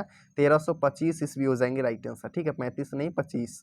नेक्स्ट क्वेश्चन है पुंडलिक जी कौन थे। पुंडलिक जी कौन थे, तो ऑप्शन नंबर बी हो जाएंगे यानी कि पुंडलिक जी तो थे ना एक शिक्षक थे। क्या थे? पुंडलिक जी एक शिक्षक थे, राइट आंसर हो जाएंगे। अगला प्रश्न है निम्नलिखित में से कौन सी उपाधि मथुरा जी को मिली है, तो ऑप्शन नंबर बी हो जाएंगे यानी कि विद्या वारिधि हो जाएंगे इसका राइट आंसर। क्या हो जाएंगे? विद्या वारिधि हो जाएंगे इसका राइट आंसर। नेक्स्ट क्वेश्चन है कर्नाटे वंश के राजा हरि सिंह को किसका मुकाबला करना पड़ा, तो ऑप्शन ए हो जाएंगे गयासुद्दीन तुगलक को। किसका? तो गयासुद्दीन तुगलक हो जाएंगे इसका राइट आंसर। नेक्स्ट क्वेश्चन हम लोग का है गांधी जी चंपारण में कब आए थे, तो ऑप्शन डी हो जाएंगे यानी कि अप्रैल 1917 में आए थे। कब आए थे? अप्रैल 1917 में आए थे, इसका राइट आंसर हो जाएंगे। नेक्स्ट क्वेश्चन हम लोग का है तीनकठिया प्रथा का संबंध किससे है, तो ऑप्शन डी हो जाएंगे नील से हो जाएंगे। तीनकठिया प्रथा का संबंध किससे है, तो राइट आंसर हो जाएंगे ऑप्शन नंबर डी यानी कि नील से है। अगला प्रश्न हम लोग कहेंगे जगदीश चंद्र माथुर जी का जन्म कब हुआ था, तो ऑप्शन ए हो जाएंगे 16 जुलाई 1917 ईस्वी को। कब हुआ था? 16 जुलाई 1917 ईस्वी हो जाएंगे इसका राइट आंसर। नेक्स्ट क्वेश्चन है वैशाली महोत्सव का बीजारोपण किया गया था, तो ऑप्शन बी हो जाएंगे जगदीश चंद्र माथुर जी द्वारा। किसके द्वारा? जगदीश चंद्र माथुर जी द्वारा हो जाएंगे इसका राइट आंसर। नेक्स्ट क्वेश्चन है ओ सदानीरा किसको निमित्त बनाकर लिखा गया है, तो ऑप्शन नंबर बी हो जाएंगे गंडक को निमित्त बनाकर लिखा गया है। किसको? गंडक को निमित्त बनाकर लिखा गया है। अगला प्रश्न है बिहार के सुप्रसिद्ध संस्कृति उत्सव वैशाली महोत्सव का बीजारोपण किसने किया था? तो ऑप्शन सी हो जाएंगे जगदीश चंद्र माथुर जी ने किए थे। बिहार के सुप्रसिद्ध संस्कृति महोत्सव का बीजारोपण किसने किया था? तो जगदीश चंद्र माथुर जी हो जाएंगे इसका राइट आंसर, ठीक ना। अगला प्रश्न हम लोग कहेंगे ओ सदानीरा के लेखक कौन है? तो ऑप्शन ए हो जाएंगे यानी कि जगदीश चंद्र माथुर जी हो जाएंगे ओ सदानीरा का लेखक। कौन हो जाएंगे? जगदीश चंद्र माथुर जी हो जाएंगे ओ सदानीरा का लेखक। नेक्स्ट हम लोग एक चैप्टर नंबर 8 की तरफ बढ़ते हैं। चैप्टर नंबर 8 का नाम है मोहन राकेश जो है ना लिखे हुए हैं सिपाही की माँ।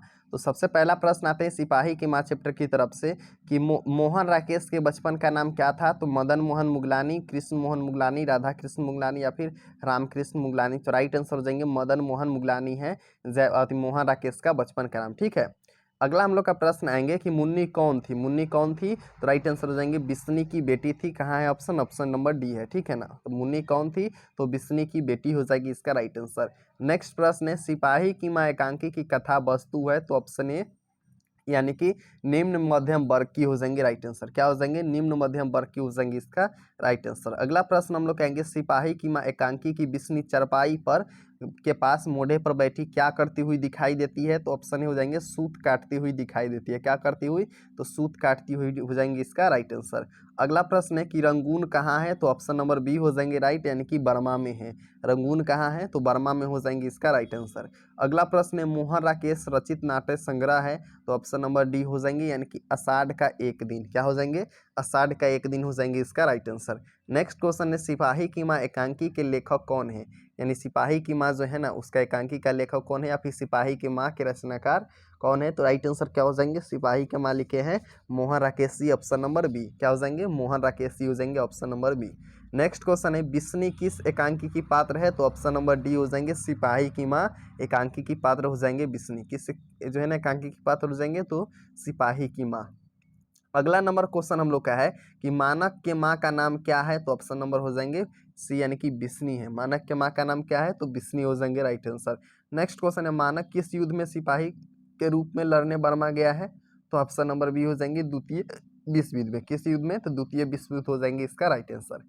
अगला प्रश्न हम लोग का है मोहन राकेश किस पत्रिका के संपादक रहे हैं? तो ऑप्शन हो जाएंगे सारिका के संपादक रहे। किसका? तो सारिका के संपादक रहे हैं मोहन राकेश जी।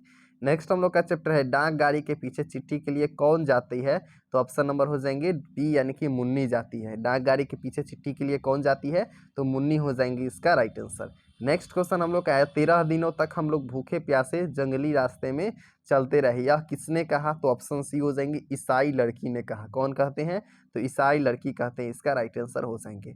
नेक्स्ट क्वेश्चन है किसकी माँ पागल हो गई है? तो ऑप्शन नंबर बी हो जाएंगे यानी कि सिपाही की माँ जो है ना पागल हो गई है। किसकी माँ पागल हो गई है? तो सिपाही की माँ पागल हो गई है, इसका राइट आंसर हो जाएंगे। अगला प्रश्न हम लोग कहेंगे मुन्नी किस दिन मानक की चिट्ठी आने की भविष्यवाणी करती है? तो ऑप्शन नंबर डी हो जाएंगे मंगलवार को। किस दिन? तो मंगलवार को हो जाएंगे, इसका राइट आंसर कहती है कि मंगलवार की भैया की चिट्ठी जरूर आएंगे। अगला प्रश्न है कौन कहता है मैं इसकी लाश को ले जाकर चील और कौवे के आगे डाल दूंगा? तो ऑप्शन भी हो जाएंगे सिपाही कहती हैं कि मैं इसके लाश को जो है ना ले जाकर चील और कौवे के आगे डाल दूंगा, ठीक ना। अगला प्रश्न हम लोग का है किस पाठ में यह उदाहरण आया है फौजी वहां लड़ने के लिए हैं वे भाग नहीं सकते, जो फौज छोड़कर भागते हैं उसे गोली मार दी जाती है। तो राइट आंसर हो जाएंगे ऑप्शन सी यानी कि सिपाही की माँ। क्या हो जाएंगे? सिपाही की माँ हो जाएंगे इसका राइट आंसर। नेक्स्ट क्वेश्चन हम लोग क्या है मोहन राकेश का जन्म कब हुआ था? तो ऑप्शन ए हो जाएंगे 8 जनवरी 1925 ईस्वी को। कब हुआ था? 8 जनवरी 1925 ईस्वी इसका राइट आंसर हो जाएंगे, ठीक है। अभी तक आप वीडियो को लाइक नहीं किए तो जल्दी से लाइक कर दीजिएगा आप लोग, ठीक है ना।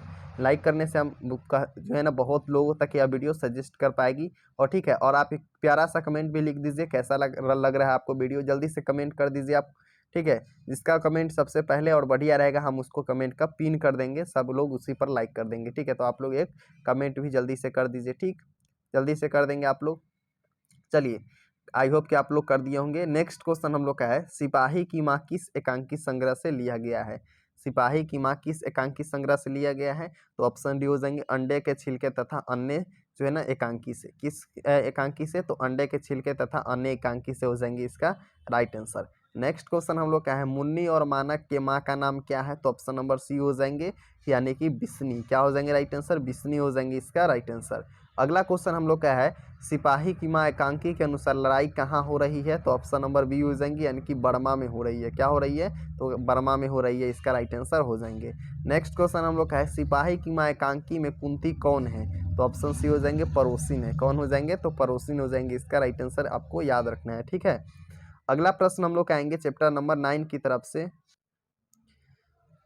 9 नंबर चैप्टर का नाम है परगीत और समाज, जिसको लिखे हैं नामवर सिंह जी। सबसे पहला हम लोग का भी एक क्वेश्चन आएंगे कि परगीत और समाज निबंध किस निबंध संग्रह से लिया गया है, तो राइट आंसर हो जाएंगे बात विवाद संवाद से लिया गया है। किससे हो जाएंगे, बात विवाद संवाद से हो जाएंगे, इसका राइट आंसर। अगला क्वेश्चन आएंगे कि नामवर सिंह का जन्म कहाँ हुआ था, तो राइट आंसर हो जाएंगे ऑप्शन ए, यानी कि जीयनपुर में हुआ था। कहाँ पर हुआ था, जीयनपुर हो जाएंगे, इसका राइट आंसर। अगला प्रश्न हम लोग कहेंगे नामवर सिंह के गुरु कौन थे, तो ऑप्शन बी हो जाएंगे, यानी कि हजारी प्रसाद द्विवेदी जी हो जाएंगे। कौन हो जाएंगे, हजारी प्रसाद द्विवेदी जी हो जाएंगे, इसका राइट आंसर। अगला क्वेश्चन है कि नामवर सिंह ने बीए तथा एमए की शिक्षा कहाँ से प्राप्त की है, तो राइट आंसर हो जाएंगे ऑप्शन सी, यानी कि बीएचयू से किए हैं। कहाँ से किए हैं, बीएचयू से किए हैं, इसका राइट आंसर हो जाएंगे। अगला प्रश्न है कि नामवर सिंह को कविता के नए प्रतिमान पर साहित्य अकादमी पुरस्कार कब मिला था, तो राइट आंसर हो जाएंगे ऑप्शन बी, यानी कि 1973 में मिला था। सॉरी, कब मिला था, 1971 में मिला था, 73 नहीं होगा, 71 हो जाएंगे, इसका राइट आंसर। ठीक ना। अगला प्रश्न हम लोग कहेंगे नामवर सिंह 1970 में किस विश्वविद्यालय में हिंदी विभाग के अध्यक्ष पद पर प्रोफेसर के रूप में नियुक्त हुए, तो ऑप्शन डी हो जाएंगे जोधपुर विश्वविद्यालय में। किस विद्यालय में हो जाएंगे, जोधपुर विश्वविद्यालय हो जाएंगे, इसका राइट आंसर। ठीक ना। अगला हम लोग का प्रश्न है दूसरी परंपरा की खोज किसकी रचना है, दूसरी परंपरा की खोज किसकी रचना हो जाएंगे, तो ऑप्शन बी हो जाएंगे, यानी कि नामवर सिंह की रचना है दूसरी परंपरा की खोज। किसकी हो जाएंगे, नामवर सिंह का हो जाएंगे, राइट आंसर। अगला हम लोग का क्वेश्चन है कि कविता के नए प्रतिमान के लेखक कौन है, तो ऑप्शन डी हो जाएंगे, नामवर सिंह हो जाएंगे। कौन हो जाएंगे, नामवर सिंह हो जाएंगे, इसका राइट आंसर। ठीक, चलिए नेक्स्ट हम लोग क्वेश्चन देखेंगे। तो अगला क्वेश्चन है कि नामवर सिंह का जन्म कब हुआ था, तो ऑप्शन ए हो जाएंगे 28 जुलाई 1927 ईस्वी को। कब हुआ था, 28 जुलाई 1927 ईस्वी हो जाएंगे, इसका राइट आंसर। नेक्स्ट क्वेश्चन है कौन सी पुस्तक नामवर सिंह की नहीं है, तो ऑप्शन सी हो जाएंगे तिरिच। कौन सी पुस्तक नामवर सिंह की नहीं है, तो तिरिच हो जाएंगे, इसका राइट आंसर। नेक्स्ट क्वेश्चन हम लोग क्या आएंगे, परगीत और समाज के लेखक कौन है, क्या हो जाएंगे, इसका राइट आंसर नामवर सिंह है। जितने भी क्वेश्चन बता रहे हैं सब बहुत ज़्यादा वीवीआई क्वेश्चन है, बहुत ज़्यादा इंपॉर्टेंट है, इसलिए आप लोग ध्यान से हर क्वेश्चन को देखिएगा। ठीक ना। चलिए अगला क्वेश्चन देखेंगे कि नामवर सिंह द्वारा लिखित परगीत और समाज क्या है, तो ऑप्शन बी हो जाएंगे, ये निबंध है। परगीत और समाज चैप्टर क्या हो जाएंगे, तो एक निबंध हो जाएंगे। नेक्स्ट क्वेश्चन है नामवर सिंह को किस कृति पर साहित्य अकादमी पुरस्कार प्राप्त हुआ, तो ऑप्शन ए हो जाएंगे कविता के नए प्रतिमान पर। क्या हो जाएंगे, कविता के नए प्रतिमान पर, इसका राइट आंसर हो जाएंगे। अगला क्वेश्चन है नामवर सिंह प्रधान संपादक थे, क्या चीज के प्रधान संपादक थे, तो आलोचना हो जाएंगे, आलोचना त्रैमासिक के। क्या चीज का, आलोचना त्रैमासिक का हो जाएंगे, राइट आंसर। नेक्स्ट क्वेश्चन आएंगे हम लोग का चैप्टर नंबर 10 यानी जूठन की तरफ से। चैप्टर नंबर 10 का नाम है जूठन, जिसको लिखे हैं ओम प्रकाश जी। सबसे पहला वीवीआई क्वेश्चन हम लोग के आएंगे वह है कि ओम प्रकाश वाल्मीकि की रचना कौन सी है, तो जूठन हो जाएंगे, राइट आंसर। क्या हो जाएंगे, जूठन हो जाएंगे, इसका राइट आंसर। नेक्स्ट क्वेश्चन हम लोग के आएंगे ओम प्रकाश वाल्मीकि को 1993 में कौन सा पुरस्कार मिला था, तो ऑप्शन ए हो जाएंगे डॉक्टर अंबेडकर राष्ट्रीय पुरस्कार हो जाएंगे, इसका राइट आंसर। क्या हो जाएंगे, डॉक्टर अंबेडकर राष्ट्रीय पुरस्कार हो जाएंगे, राइट आंसर। ठीक ना। नेक्स्ट क्वेश्चन हम लोग कहेंगे ओम प्रकाश वाल्मीकि को कौन सा पुरस्कार नहीं मिला था, ओम प्रकाश वाल्मीकि को कौन सा पुरस्कार नहीं मिला था, तो ऑप्शन नंबर डी हो जाएंगे भारत रत्न हो जाएंगे। क्या हो जाएंगे, भारत रत्न हो जाएंगे, इसका राइट आंसर। ओम प्रकाश वाल्मीकि हिंदी में किस जो है ना आंदोलन से जुड़े महत्वपूर्ण रचनाकार थे, ओम प्रकाश वाल्मीकि जी हिंदी में जुड़े किस जो है ना आंदोलन से महत्वपूर्ण रचनाकार हो जाएंगे, तो राइट आंसर हो जाएंगे ऑप्शन बी, यानी कि दलित आंदोलन से। क्या हो जाएंगे, दलित आंदोलन से हो जाएंगे, इसका राइट आंसर। नेक्स्ट क्वेश्चन है ओम प्रकाश वाल्मीकि का जन्म कहाँ हुआ था, ओम प्रकाश वाल्मीकि जी का जन्म जो है ना कहाँ हुआ था, तो राइट आंसर हो जाएंगे बरला मुजफ्फरनगर उत्तर प्रदेश। ठीक है, मुजफ्फरनगर कहाँ पर है, तो उत्तर प्रदेश में है, राइट आंसर हो जाएंगे बरला मुजफ्फरनगर उत्तर प्रदेश हो जाएंगे, इसका राइट आंसर। नेक्स्ट क्वेश्चन है हेड मास्टर कलीराम ने किसे झाड़ू लगाने के लिए मैदान में कहा, या फिर मैदान में झाड़ू लगाने के लिए किसे कहा, वो तो ओम प्रकाश वाल्मीकि जी को कहा था। किसे कहा था, तो ओम प्रकाश वाल्मीकि जी हो जाएंगे, इसका राइट आंसर। तो आप लोग याद रखिएगा कि हेड मास्टर कलीराम ने किसे झाड़ू लगाने के लिए पूरे मैदान में कहा, तो ओम प्रकाश वाल्मीकि जी को कहे थे। नेक्स्ट क्वेश्चन है ओम प्रकाश वाल्मीकि को प्यार से मुंशी जी कौन कहता था? राइट आंसर हो जाएंगे ऑप्शन सी यानी कि पिताजी कहते थे। कौन कहते थे? पिताजी कहते थे, इसका राइट आंसर हो जाएंगे। नेक्स्ट क्वेश्चन है कि लेखक को विद्यालय में झाड़ू लगाते हुए किसने देख लिया? तो राइट आंसर हो जाएंगे ऑप्शन बी यानी कि पिताजी ने देख लिए थे लेखक को झाड़ू लगाते हुए विद्यालय में। ठीक, अगला हम लोग का क्वेश्चन है कि जब लोदक बच्चा था शादी ब्याह के मौके पर उनके परिवार वाले के लिए जो है ना खाने के लिए क्या मिलता था? तो राइट आंसर हो जाएंगे ऑप्शन नंबर डी यानी कि जूठन मिलता था। क्या मिलता था? जूठन हो जाएंगे इसका राइट आंसर। नेक्स्ट क्वेश्चन हम लोग कहेंगे भाभी जी आपके हाथ का खाना तो बहुत जायकेदार है, यह किसने कहा? तो राइट आंसर हो जाएंगे सुरेंद्र सिंह कहते हैं कि भाभी जी आपके जो है ना हाथ के खाना तो बहुत जायकेदार है। ऐसा कौन कहते हैं? सुरेंद्र सिंह कहते हैं। नेक्स्ट हम लोग का क्वेश्चन आएंगे कि सुखदेव सिंह त्यागी की लड़की की शादी में उनके घर के साफ सफाई के काम किसने किया था? तो ऑप्शन सी हो जाएंगे लेखक की मां करते हैं। कौन करते हैं? लेखक की मां करते हैं, इसका राइट आंसर हो जाएंगे। अगला प्रश्न हम लोग कहेंगे सुखदेव सिंह त्यागी की लड़की की शादी में किसने गांव भर से चारपाई ढोकर एकत्रित किया था? तो राइट आंसर हो जाएंगे लेखक के पिताजी किए थे। कौन किए थे? लेखक के पिताजी किए थे, इसका राइट आंसर हो जाएंगे। अगला प्रश्न हम लोग कहेंगे कौन सा मास्टर है जो मेरे लड़के से झाड़ू लगवावे है? यह किसका कथन है? तो ऑप्शन सी हो जाएंगे लेखक के पिताजी के कथन है। किसका हो जाएंगे? लेखक के पिताजी का कथन है। अगला प्रश्न हम लोग कहेंगे स्कूल के हेड मास्टर का क्या नाम था? तो ऑप्शन नंबर बी हो जाएंगे यानी कि कलीराम नाम था। क्या नाम था? कलीराम हो जाएंगे इसका राइट आंसर। नेक्स्ट हम लोग का प्रश्न आएंगे कि लेखक लेखक जो है ना ओम प्रकाश वाल्मीकि का जन्म हुआ था, लेखक ओम प्रकाश वाल्मीकि का जन्म कब हुआ था? तो ऑप्शन नंबर हो जाएंगे ए यानी कि 30 जून 1950 ईस्वी को। कब हुआ था? 30 जून 1950 ईस्वी हो जाएंगे इसका राइट आंसर। अगला क्वेश्चन हम लोग का जूठन क्या है? तो जूठन जो है ना क्या हो जाएंगे? तो एक आत्मकथा हो जाएंगे। क्या हो जाएंगे? जूठन एक आत्मकथा हो जाएंगे, इसका राइट आंसर। अगला हम लोग का प्रश्न है कि ओम प्रकाश ने किस नाट्यशाला की स्थापना किए थे? तो मेघदूत नामक नाट्यशाला की स्थापना ओम प्रकाश जी किए हुए थे। ठीक है, क्या होता है जब प्रकाश रहता है ना तो मेघ जो है ना नहीं आता है, तो आपको याद रखिएगा कि मेघदूत हो जाएंगे ओम प्रकाश वाल्मीकि जी की नाट्यशाला। अगला हम लोग का प्रश्न आएंगे कि मेघदूत नामक नाट्यशाला स्थापित कहाँ हुआ था? तो राइट आंसर हो जाएंगे महाराष्ट्र में हुआ था। ठीक है, और जब मेघ होता है तो कहाँ होता है? तो लोग क्या होता है कहता है महान हो गया है, बहुत महान हो गया है, तो महान से आपको मेघदूत याद आ जाएगा। और मेघदूत जो है ना प्रकाश रहता है तो मेघ नहीं आता है, तो मेघदूत हो जाएंगे ओम प्रकाश वाल्मीकि जी की क्या हो जाएंगे? नाट्यशाला। दलित साहित्य संदर्भ शास्त्र के रचनाकार कौन हो जाएंगे? तो ऑप्शन डी हो जाएंगे ओम प्रकाश वाल्मीकि जी हो जाएंगे दलित साहित्य सौंदर्य शास्त्र का रचनाकार। अगला प्रश्न हम लोग क्या आएंगे चैप्टर नंबर 11 की तरफ से। चैप्टर नंबर 11 का नाम है हंसते हुए मेरा अकेलापन, जिसको लिखे हुए हैं कौन? तो मलयज। सबसे पहला हम लोग का VBI क्वेश्चन आएंगे हंसते हुए मेरा अकेलापन चैप्टर की तरफ से कि यथार्थ किस लेन देन का नाम ही संसार है, यह पंक्ति किसके द्वारा लिखी गई है? तो राइट आंसर हो जाएंगे मलयज की द्वारा लिखी गई है। किसके द्वारा? मलयज की द्वारा लिखी गई है। अगला प्रश्न हम लोग क्या है हंसते हुए मेरा अकेलापन के लेखक कौन है? तो राइट आंसर हो जाएंगे मलयज है। हंसते हुए मेरा अकेलापन के लेखक कौन हो जाएंगे? तो मलयज हो जाएंगे इसका राइट आंसर। अगला प्रश्न हम लोग का है मलयज का जन्म कहाँ हुआ था? तो राइट आंसर हो जाएंगे ऑप्शन सी यानी कि आजमगढ़ में हुआ था। कहाँ हुआ था मलयज का जन्म? आजमगढ़ हो जाएंगे इसका राइट आंसर। नेक्स्ट हम लोग का क्वेश्चन है कि मलयज ने किस मंत्रालय में नौकरी की? तो राइट आंसर हो जाएंगे कृषि मंत्रालय में। किस मंत्रालय में किए थे? तो कृषि मंत्रालय में हो जाएंगे इसका राइट आंसर। नेक्स्ट हम लोग का क्वेश्चन आएंगे कि मलयज के पिताजी का नाम क्या थे? तो राइट आंसर क्या हो जाएंगे? तो ऑप्शन नंबर हो जाएंगे बी यानी कि त्रिलोकीनाथ वर्मा हो जाएंगे। क्या हो जाएंगे? त्रिलोकीनाथ वर्मा हो जाएंगे ऑप्शन नंबर बी। अगला हम लोग क्वेश्चन देखेंगे। क्वेश्चन है कि मलयज छात्र जीवन में किस रोग से ग्रसित था? तो इसका राइट आंसर क्या हो जाएंगे? मलयज जो है ना छात्र रोग में किस रोग से ग्रसित था? राइट आंसर हो जाएंगे क्षय रोग से ग्रसित था। किस रोग से? क्षय रोग हो जाएंगे। नेक्स्ट हम लोग का प्रश्न आएंगे कि सेब बेचने वाली लड़की की आयु कितनी थी? तो राइट आंसर क्या हो जाएंगे? तो ऑप्शन नंबर हो जाएंगे यानी कि 8 साल की थी। कितने साल की थी? 8 साल हो जाएंगे इसका राइट आंसर। जो सेब बेच रही थी उसकी कितनी उम्र थी? तो 8 साल हो जाएंगे।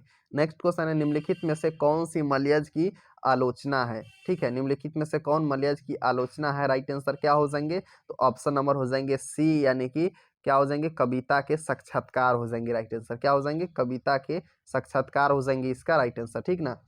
अगला हम लोग का प्रश्न है प्रश्न नंबर 9 है कौन सी रचना मलयज की है? तो ऑप्शन सी हो जाएंगे जख्म पर फूल। क्या हो जाएंगे? जख्म पर फूल हो जाएंगे राइट आंसर। ठीक ना। नेक्स्ट हम लोग का क्वेश्चन है क्वेश्चन नंबर 9, कौन सी रचना मलयज की है? तो राइट आंसर क्या हो जाएंगे? तो राइट आंसर होंगे ऑप्शन नंबर सी, यानी कि क्या हो जाएंगे? जख्म पर फूल हो जाएंगे। इसका राइट आंसर क्या हो जाएंगे? जख्म पर फूल हो जाएंगे। अगला क्वेश्चन है मलयज ने जख्म पर फूल नामक कविता कब लिखी है? तो राइट आंसर हो जाएंगे ऑप्शन नंबर बी, यानी कि 1971 ईस्वी में लिखे हैं। कौन कब लिखे हैं? 1971 ईस्वी में लिखे हुए हैं। मलयज की माँ का नाम क्या है? बहुत ज़्यादा वीवीआई प्रश्न है, हर साल पूछे जाते हैं। तो ऑप्शन नंबर ए हो जाएंगे प्रभावती। क्या हो जाएंगे? प्रभावती हो जाएंगे इसका राइट आंसर। मलयज की माँ का नाम क्या हो जाएंगे? प्रभावती हो जाएंगे। मलयज ने एमए किस विश्वविद्यालय से किए हुए हैं? मलयज ने एमए किस विश्वविद्यालय से किए हैं? तो इलाहाबाद विश्वविद्यालय हो जाएंगे इसका राइट आंसर। क्या हो जाएंगे? इलाहाबाद विश्वविद्यालय हो जाएंगे इसका राइट आंसर। नेक्स्ट क्वेश्चन है मलयज का जन्म हुआ था। मलयज का जन्म कब हुआ था? तो 1935 ईस्वी में हुआ था। कब हुआ था? 1935 ईस्वी में हुआ था। नेक्स्ट है मलयज का मूल नाम क्या है? यानी मूल नाम कहने का मतलब वास्तविक नाम क्या है? तो ऑप्शन नंबर हो जाएंगे भारत श्रीवास्तव। क्या हो जाएंगे? भारत श्रीवास्तव हो जाएंगे इसका राइट आंसर। नेक्स्ट क्वेश्चन है कौन सी रचना मलयज की है? तो ऑप्शन सी हो जाएंगे, यानी कविता से साक्षात्कार। क्या हो जाएंगे? कविता से साक्षात्कार हो जाएंगे इसका राइट आंसर। नेक्स्ट क्वेश्चन है हंसते हुए मेरा अकेलापन किस विद्या से लिखित है? तो राइट आंसर होंगे ऑप्शन नंबर बी, यानी कि डायरी विद्या से लिखित है। किस विद्या से? डायरी विद्या से लिखा हुआ है। नेक्स्ट क्वेश्चन हम लोग का है हर आदमी उस संसार को रचता है जिसमें वह जीता है और भोगता है, यह कथन किसका है? तो राइट आंसर होंगे ऑप्शन सी, यानी कि मलयज की है। किसका हो जाएंगे? मलयज का हो जाएंगे इसका राइट आंसर। नेक्स्ट क्वेश्चन हम लोग क्या आएंगे चैप्टर नंबर 11 के तरफ से, सॉरी 12 के तरफ से, जिसका नाम है तिरिच और लिखे हैं उदय प्रकाश जी। चलिए तो लिखे हैं उदय प्रकाश जी। तो सबसे पहला हम लोग का प्रश्न आते हैं तिरिच चैप्टर की तरफ से। तिरिच किस प्रकार की रचना है? तिरिच जो है ना किस प्रकार की रचना हो जाएंगे? राइट आंसर क्या होंगे? तो ऑप्शन नंबर ए, यानी कि आधुनिक तरसादी हो जाएंगे। क्या हो जाएंगे? आधुनिक तरसादी हो जाएंगे इसका राइट आंसर, ठीक ना। नेक्स्ट हम लोग का प्रश्न आएंगे उदय प्रकाश ने किस विश्वविद्यालय में उदय प्रकाश ने किस विश्वविद्यालय से एमए किए हैं? तो राइट आंसर होंगे ऑप्शन सी, यानी कि सागर विश्वविद्यालय से हो जाएंगे राइट आंसर। क्या हो जाएंगे? सागर विश्वविद्यालय से हो जाएंगे राइट आंसर। नेक्स्ट क्वेश्चन हम लोग का है उदय प्रकाश ने किस पत्रिका के संपादक विभाग में काम किए हैं? तो ऑप्शन हो जाएंगे दिनमान। क्या हो जाएंगे राइट आंसर? दिनमान हो जाएंगे इसका राइट आंसर। अगला प्रश्न हम लोग कहेंगे लेखक को किसने बताया कि तिरिच में काले नाग से 100 गुना ज्यादा जहर होता है? तो ऑप्शन नंबर ए हो जाएंगे थानू बताते हैं कि तिरिच में जो है ना काले नाग से 100 गुना ज्यादा जहर होता है। अगला प्रश्न हम लोग का है उदय प्रकाश के अनुसार दशहरे के दिन किस चिड़िया को जरूर देखना चाहिए? तो राइट आंसर होंगे ऑप्शन सी, यानी कि नीलकंठ को जरूर देखना चाहिए दशहरे के दिन। अगला प्रश्न हम लोग कहेंगे लेखक को किसने 300-300 के 3 नोट दिए थे? तो राइट आंसर होंगे ऑप्शन बी, यानी कि डॉक्टर पंत ने दिए थे 300-300 के 3 नोट, ठीक है। अगला प्रश्न हम लोग कहेंगे लेखक को सपने में क्या करने की आदत थी? तो ऑप्शन डी हो जाएंगे बोलने और सीखने की आदत थी। क्या चीज की? बोलने और सीखने की आदत हो जाएंगी इसका राइट आंसर। नेक्स्ट क्वेश्चन हम लोग का है लेखक के पिताजी शहर क्यों आए थे? तो राइट आंसर होंगे ऑप्शन नंबर डी, अदालत में पेशी के लिए गए थे, ठीक है। किसके लिए? अदालत में पेशी के लिए गए हुए थे। लेखक के पिताजी को बचपन में किस रोग की शिकायत थी? तो राइट आंसर होंगे एपेंडिसाइटिस की। क्या चीज का? एपेंडिसाइटिस का हो जाएंगे इसका राइट आंसर।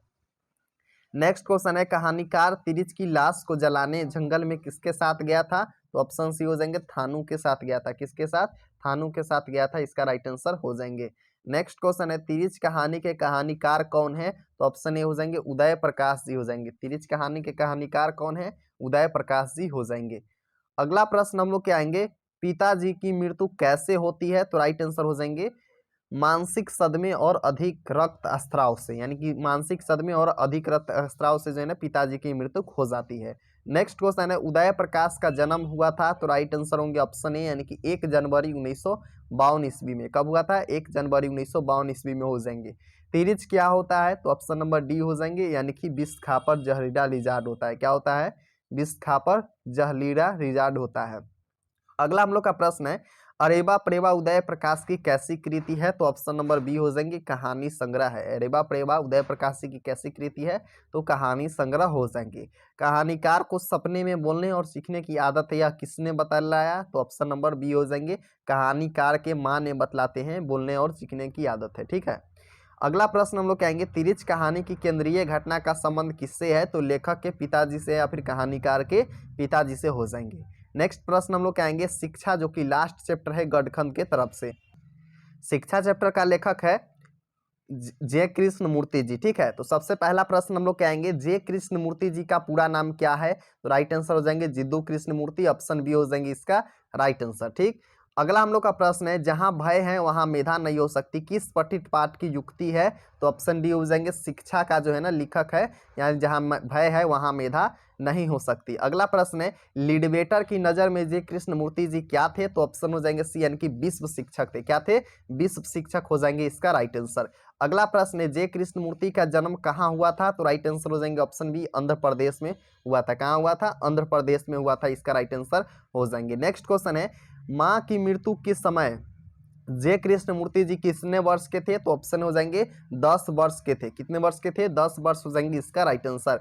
नेक्स्ट क्वेश्चन है, जे कृष्ण मूर्ति जी का शिक्षा कृति क्या है? तो ऑप्शन ए हो जाएंगे संभाषण है। क्या हो जाएंगे? संभाषण हो जाएंगे जे कृष्ण मूर्ति जी की शिक्षा कृति। नेक्स्ट क्वेश्चन है, जहाँ भय है जो है ना मेधा कहाँ नहीं हो सकती? तो राइट आंसर हो जाएंगे जहाँ भय है वहाँ मेधा नहीं हो सकती।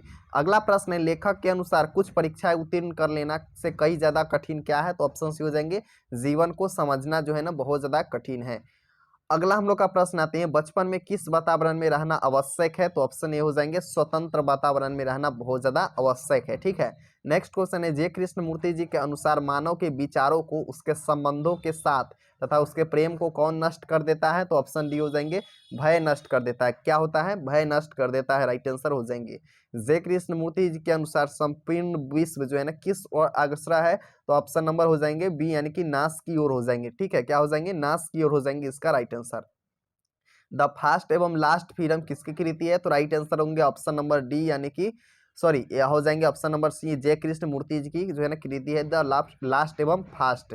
अगला हम लोग का है, समयवाद किससे लड़ रहा है? तो राइट आंसर हो जाएंगे पूंजीपति से लड़ रहा है। समाजवाद किससे? तो पूंजीपति से लड़ रहा है। नेक्स्ट हम लोग का क्वेश्चन है, जय कृष्ण मूर्ति जी का जन्म कब हुआ था? तो ऑप्शन हो जाएंगे 12 मई 1895 ईस्वी में हो जाएंगे इसका राइट आंसर। जय कृष्ण मूर्ति जी के संबंध में कौन सा तथ्य सही है? तो ऑप्शन डी हो जाएंगे वे पारे बोलते थे, संभाषण करते थे। क्या होंगे? वे पारे बोलते थे, संभाषण करते थे। नेक्स्ट हम लोग का है, शिक्षा पाठ के रचयिता कौन है? तो ऑप्शन नंबर डी हो जाएंगे जय कृष्ण मूर्ति जी हो जाएंगे। शिक्षा पाठ के रचयिता कौन है? तो जय कृष्ण मूर्ति जी हो जाएंगे इसका राइट आंसर। नेक्स्ट क्वेश्चन हम लोग का है, जय कृष्ण मूर्ति जी का जन्म किस राज्य में हुआ था? तो राइट आंसर होंगे आंध्र प्रदेश में हुआ था। कहाँ? आंध्र प्रदेश हो जाएंगे इसका राइट आंसर। अगला हम लोग का यहाँ पर समाप्त होता है हम लोग का गढ़ खंड टोटल। ठीक है, आगे हम लोग देखेंगे टोटल काव्य खंड कह सकते हैं या फिर पद खंड कह सकते हैं। ठीक है, काव्य खंड के तरफ से टोटल हम लोग और जितना भी क्वेश्चन आ गया हम लोग का 300 प्लस वो हम टोटल देखेंगे। ठीक है, तो अभी तक आपने वीडियो को लाइक नहीं किया है तो आप लोग वीडियो को जरूर लाइक कर लीजिएगा, और साइंस सीखो पर पहली बार आए तो सब्सक्राइब कर लीजिएगा। ठीक है, क्योंकि हम आपको वन शॉट एग्जाम से पहले हर चीज कंप्लीट कराने की 100% गारंटी देखते हैं। ठीक है, आप जाइएगा साइंस सीखो चैनल पर तो आपको एक प्लेलिस्ट मिलेगा जिसका नाम है एग्जाम की खजाना। ठीक है, एग्जाम के खजाना, उसमें आपको total subject one shot video मिल जाएगा, और वन शॉट के साथ आपको मेरा वन शॉट वीडियो देखने का मतलब यह है कि आप जिस सब्जेक्ट का देख रहे हैं ना वन शॉट वीडियो, उसको आप पूरी तरह से कंप्लीट कर लेंगे। इसके बाद आपको कहीं भी कोई भी वीडियो देखने की आवश्यकता नहीं होगी, साथ में आपको बुक उठाने का भी आवश्यकता नहीं होगी, क्योंकि हम कंप्लीट करने का मतलब कंप्लीट कराते भी है, और वो क्वेश्चन कराते हैं जो ज्यादा से ज्यादा वीवीआई क्वेश्चन है, ज्यादा बार एग्जाम में पूछा गया क्वेश्चन हो, या फिर आपको क्वेश्चन बैंक ले लीजिए, मॉडल पेपर ले लीजिए, प्रीवियस ईयर पेपर ले लीजिए, या फिर आप जो है ना गेस पेपर ले लीजिए। इस चारों में से मिलाइएगा ना तो आपको हर क्वेश्चन मिलेगा जो एग्जाम में पूछे जाते हैं। और आप जो है ना हमारा रिजल्ट भी देख सकते हैं, 3 ईयर का लगातार हमने बेहतर रिजल्ट दिया है। कम्युनिटी टैब में यूट्यूब का डाला हुआ है, आप जा करके चेक कर सकते हैं। जो क्वेश्चन बताते हैं 100% टकराता है। तो हम लोग इस वीडियो में देखेंगे काव्य खंड की सारा के सारा, ठीक ना। हमने गद्य खंड बताया है और अब काव्य खंड की सारा के सारा हम बताएंगे आपको वीवीआई ऑब्जेक्टिव क्वेश्चन। हर चैप्टर का देखेंगे, टोटल एक चैप्टर से लेकर के 13 चैप्टर तक देखेंगे हम लोग, ठीक ना। यानी कि हिंदी में टोटल 26 चैप्टर है, जिसमें से 13 चैप्टर क्या है काव्य गद्य खंड की तरफ से, और 13 चैप्टर जो है ना काव्य खंड की तरफ से है। तो हमने गद्य खंड की तरफ से 13 चैप्टर बता चुका है, और इसमें जो है ना बताएंगे आपको टोटल काव्य खंड की तरफ से, ठीक ना। तो मेरा नाम है प्रीतम और आप हमें प्रीतम भैया के नाम से जानते हैं, और अभी आप देख रहे हैं साइंस सीखो। तो साइंस सीखो पर आपको ओनली हिंदी और इंग्लिश या फिर साइंस ही नहीं बल्कि ऑल सब्जेक्ट की तैयारी बेहतर और एकदम जो है ना तहलका वाला कराई जाती है। ठीक, तो चलिए सबसे पहला हम लोग प्रश्न देखेंगे, चित्ररेखा किस कवि की रचना है? तो इसका राइट आंसर क्या हो जाएंगे, मालिक मोहम्मद जायसी जी की रचना है चित्ररेखा। तो आपको याद रखना है सबसे पहला चैप्टर का नाम हम लोग का क्या है, करबक है, जिसको लिखे हैं मालिक मोहम्मद जायसी जी। तो चित्ररेखा किस कवि की रचना हो जाएंगे, तो मालिक मोहम्मद जायसी जी की रचना हो जाएंगे। अगला हम लोग का प्रश्न आते हैं कि जायसी का जन्म स्थान जो है ना कहाँ है, जायसी का जन्म स्थान कहाँ है। तो राइट आंसर क्या हो जाएंगे, तो राइट आंसर हो जाएंगे जायस क्रम जो है ना अमेठी हो जाएंगे। राइट आंसर क्या हो जाएंगे, जायस क्रम अमेठी हो जाएंगे इसका राइट आंसर। अगला प्रश्न हम लोग देखेंगे, तो नेक्स्ट हम लोग का प्रश्न है कि मुहम्मद यानी कि मालिक मोहम्मद जायसी जी का जो है ना शॉर्ट नाम हम लोग जायसी भी कहते हैं और साथ में मोहम्मद जायसी भी कहते हैं, ठीक ना। तो आपको कंफ्यूजन नहीं होना है कि मोहम्मद जायसी की मृत्यु कब हुई थी। तो राइट आंसर हो जाएंगे ऑप्शन ए यानी कि लगभग 1548 ईस्वी में। यहाँ पर अनुमानतम सभी का जो है ना जन्म और मृत्यु दिया गया है, यानी एग्जैक्ट नहीं दिया गया है, तो इसलिए लगभग यहाँ पर लिखा गया है, ठीक ना। आपको समझ में आई होप कि आ गई होगी। चलिए नेक्स्ट हम लोग प्रश्न देखेंगे कि मालिक मोहम्मद जायसी जी कवि थे, यानी मालिक मोहम्मद जायसी जी कैसी कवि थे। तो राइट आंसर हो जाएंगे ऑप्शन नंबर डी यानी कि प्रेम के पीर कवि थे। कैसे कवि थे, प्रेम के पीर कवि थे। तो याद आपको रखना है कि मालिक मोहम्मद जायसी जी कैसे कवि थे, तो प्रेम के पीर कवि थे, ठीक। चलिए अगला हम लोग प्रश्न देखेंगे करबक के कवि कौन है, यानी कह सकते हैं यहाँ पर कि करबक का लेखक कौन है। तो राइट आंसर हो जाएंगे मालिक मोहम्मद जायसी जी हो जाएंगे। कौन हो जाएंगे, मालिक मोहम्मद जायसी जी है करबक का लेखक। अगला प्रश्न आएंगे जो कि बहुत ज्यादा वीवीआई प्रश्न है, मालिक मोहम्मद जायसी का जन्म स्थान जो है ना जन्म कब हुआ था। ठीक है, यहाँ पर कह रहे हैं कि मालिक मोहम्मद जायसी का जन्म कब हुआ था। तो राइट आंसर क्या हो जाएंगे, तो ऑप्शन नंबर हो जाएंगे, इसका राइट आंसर हो जाएंगे ऑप्शन नंबर ए हो जाएंगे उत्तर प्रदेश हो जाएंगे। क्या हो जाएंगे, उत्तर प्रदेश हो जाएंगे इसका राइट आंसर। नेक्स्ट हम लोग का प्रश्न आएंगे जायसी के पिताजी का नाम क्या थे, यानी मालिक मोहम्मद जायसी जी के पिताजी के नाम क्या थे। तो इसका राइट आंसर क्या हो जाएंगे, तो राइट आंसर हो जाएंगे ऑप्शन नंबर हो जाएंगे बी यानी कि शेख यमरेख हो जाएंगे। क्या हो जाएंगे, शेख यमरेख हो जाएंगे इसका राइट आंसर, यानी जायसी के पिताजी के नाम क्या है, तो शेख अमरेख हो जाएंगे इसका राइट आंसर। अगला क्वेश्चन हम लोग देखेंगे जायसी हिंदी साहित्य के किस काव्य धारा से जुड़े हुए थे। जो जायसी जी थे वह हिंदी साहित्य के किस काव्य धारा से जुड़े हुए थे। तो राइट आंसर क्या हो जाएंगे, तो ऑप्शन नंबर हो जाएंगे, तो इसका राइट आंसर हो जाएंगे ऑप्शन नंबर बी यानी कि प्रेम मार्गी। क्या हो जाएंगे, जायसी जी हिंदी साहित्य के किस धारा से जुड़े हुए थे, तो प्रेम मार्गी धारा से जुड़े हुए थे, ठीक ना। प्रेम मार्गी शाखा धारा से जुड़े हुए थे। अगला प्रश्न हम लोग का है जायसी की काव्य की भाषा कौन थी जो जायसी जी थे सबसे ज्यादा किस भाषा में लिखा करते थे। तो राइट आंसर क्या हो जाएंगे, तो राइट आंसर हो जाएंगे ऑप्शन नंबर यानी कि सी अवधि में लिखा करते थे। किस भाषा में लिखा करते थे, तो अवधि हो जाएंगे इसका राइट आंसर। तो आपको याद रखना है कि जायसी जो है ना सबसे ज्यादा किस भाषा में लिखा करते थे, तो हो जाएंगे राइट आंसर अवधि, ठीक। अगला प्रश्न हम लोग का है जायसी ने रत्नसेन एवं पद्मावती की कथा को किसके जो है ना किसके द्वारा सींचा है। जो जायसी जी थे वह जो है ना पद्मावती के कथा को और रत्नसेन का कथा को किसके द्वारा सींचे थे। तो राइट आंसर होंगे अपने आंसुओं के द्वारा। ऑप्शन ए हो जाएंगे अपने आंसुओं के द्वारा सींचे हैं। नेक्स्ट हम लोग का प्रश्न है करबक कहाँ से लिया गया है। बहुत बार पूछा गया प्रश्न है, बहुत ज्यादा वीवीआई प्रश्न है, तो आपको याद रखना है करबक जो है ना पद्मावत से लिया गया है। कहाँ से लिया गया है, पद्मावत से लिया गया है। तो आपको याद रखना है करबक कहाँ से लिया गया है, पद्मावत से हो जाएंगे राइट आंसर। नेक्स्ट हम लोग का प्रश्न है कि जायसी रचित पद्मावत की भाषा क्या है, यानी जायसी जी पद्मावत की किस भाषा में लिखे हुए थे। तो राइट आंसर होंगे ऑप्शन ए यानी कि अवधि में लिखते थे। क्या, अवधि हो जाएंगे इसका राइट आंसर। तो आपको याद रखना है। नेक्स्ट हम लोग का प्रश्न है मालिक मोहम्मद जायसी जी किस परंपरा के कवि थे। मालिक मोहम्मद जायसी जी किस परंपरा के कवि थे। राइट आंसर होंगे ऑप्शन सी यानी कि प्रेम सख्यान जो है ना काव्य धारा के। क्या हो जाएंगे, प्रेम सख्यान काव्य धारा परंपरा के हो जाएंगे राइट आंसर, ठीक ना। चलिए अगला हम लोग प्रश्न देखेंगे जो कि लास्ट प्रश्न है हम लोग का करबक द्वारा लिखित चैप्टर मालिक मोहम्मद जायसी जी का, कि पद्मावत किसकी रचना है। जो है ना पद्मावत किसकी रचना है, तो ऑप्शन नंबर सी हो जाएंगे जायसी जी का रचना है। चलिए हम लोग सेकेंड चैप्टर की तरफ बढ़ते हैं जिसका नाम है पद। तो पद चैप्टर के तरफ से सबसे पहला हम लोग का वीवीआई क्वेश्चन है वह है हिंदी साहित्य का सूर्य किसे कहा जाता है। हिंदी साहित्य का सूर्य किसे कहा जाता है। तो राइट आंसर क्या होंगे, सूरदास जी को कहा जाता है। सूर्य से सूर्य हो जाएंगे और सूर से सूरदास हो जाएंगे। तो आपको कंफ्यूजन नहीं होना है, हिंदी साहित्य का सूर्य किसे कहा जाता है, तो सूरदास जी को कहा जाता है, ठीक ना। अगला प्रश्न हम लोग के है रामवती गौ खड़िकन में बछड़ा हितधाई यह पंक्ति किस शीर्षक पाठ की है। रामवती जो है ना गौ खड़िकन में बछड़ा हितधाई यह पंक्ति किस शीर्षक की है। तो राइट आंसर होंगे ऑप्शन सी सूरदास जी के पद से हो जाएंगे। क्या हो जाएंगे, सूरदास जी के पद से हो जाएंगे इसका राइट आंसर। अगला प्रश्न हम लोग का है सत्संग में किसकी जो है ना किनकी अभिरुचि थी। सत्संग में किसकी अभिरुचि थी। तो राइट आंसर क्या हो जाएंगे, तो ऑप्शन नंबर हो जाएंगे सूरदास जी का जो है ना सत्संग में क्या रुचि थी, ठीक है। तो ऑप्शन नंबर बी हो जाएंगे सूरदास जी। कहेंगे एग्जाम में कि सत्संग में किसकी अभिरुचि थी, तो राइट आंसर क्या हो जाएंगे, तो सूरदास जी का हो जाएंगे अभिरुचि, ठीक। अगला प्रश्न हम लोग का है जो है ना, कृष्ण भक्ति के कवि कौन है, कृष्ण भक्ति के कवि कौन है, तो आपको याद रखना है कृष्णा जी से जो है ना रिलेटेड कौन लिखा करते थे, तो सूरदास जी लिखा करते थे। और राम जी से रिलेटेड कौन लिखते थे, तुलसीदास जी लिखते थे। अगला प्रश्न हम लोग का है सूरदास की कौन सी रचना है, सूरदास जी कौन लिखे हुए हैं, तो राइट आंसर क्या होंगे, तो सूर सागर लिखे हुए हैं। देखिए करवक छप्पे नावादास जी लिखे हैं, करवक मालिक मोहम्मद जैसी जी लिखे हैं, पुत्र सुभद्रा कुमारी चौहान लिखे हैं। तो राइट आंसर क्या हो जाएंगे, सूर सागर हो जाएंगे, सूरदास जी की रचना।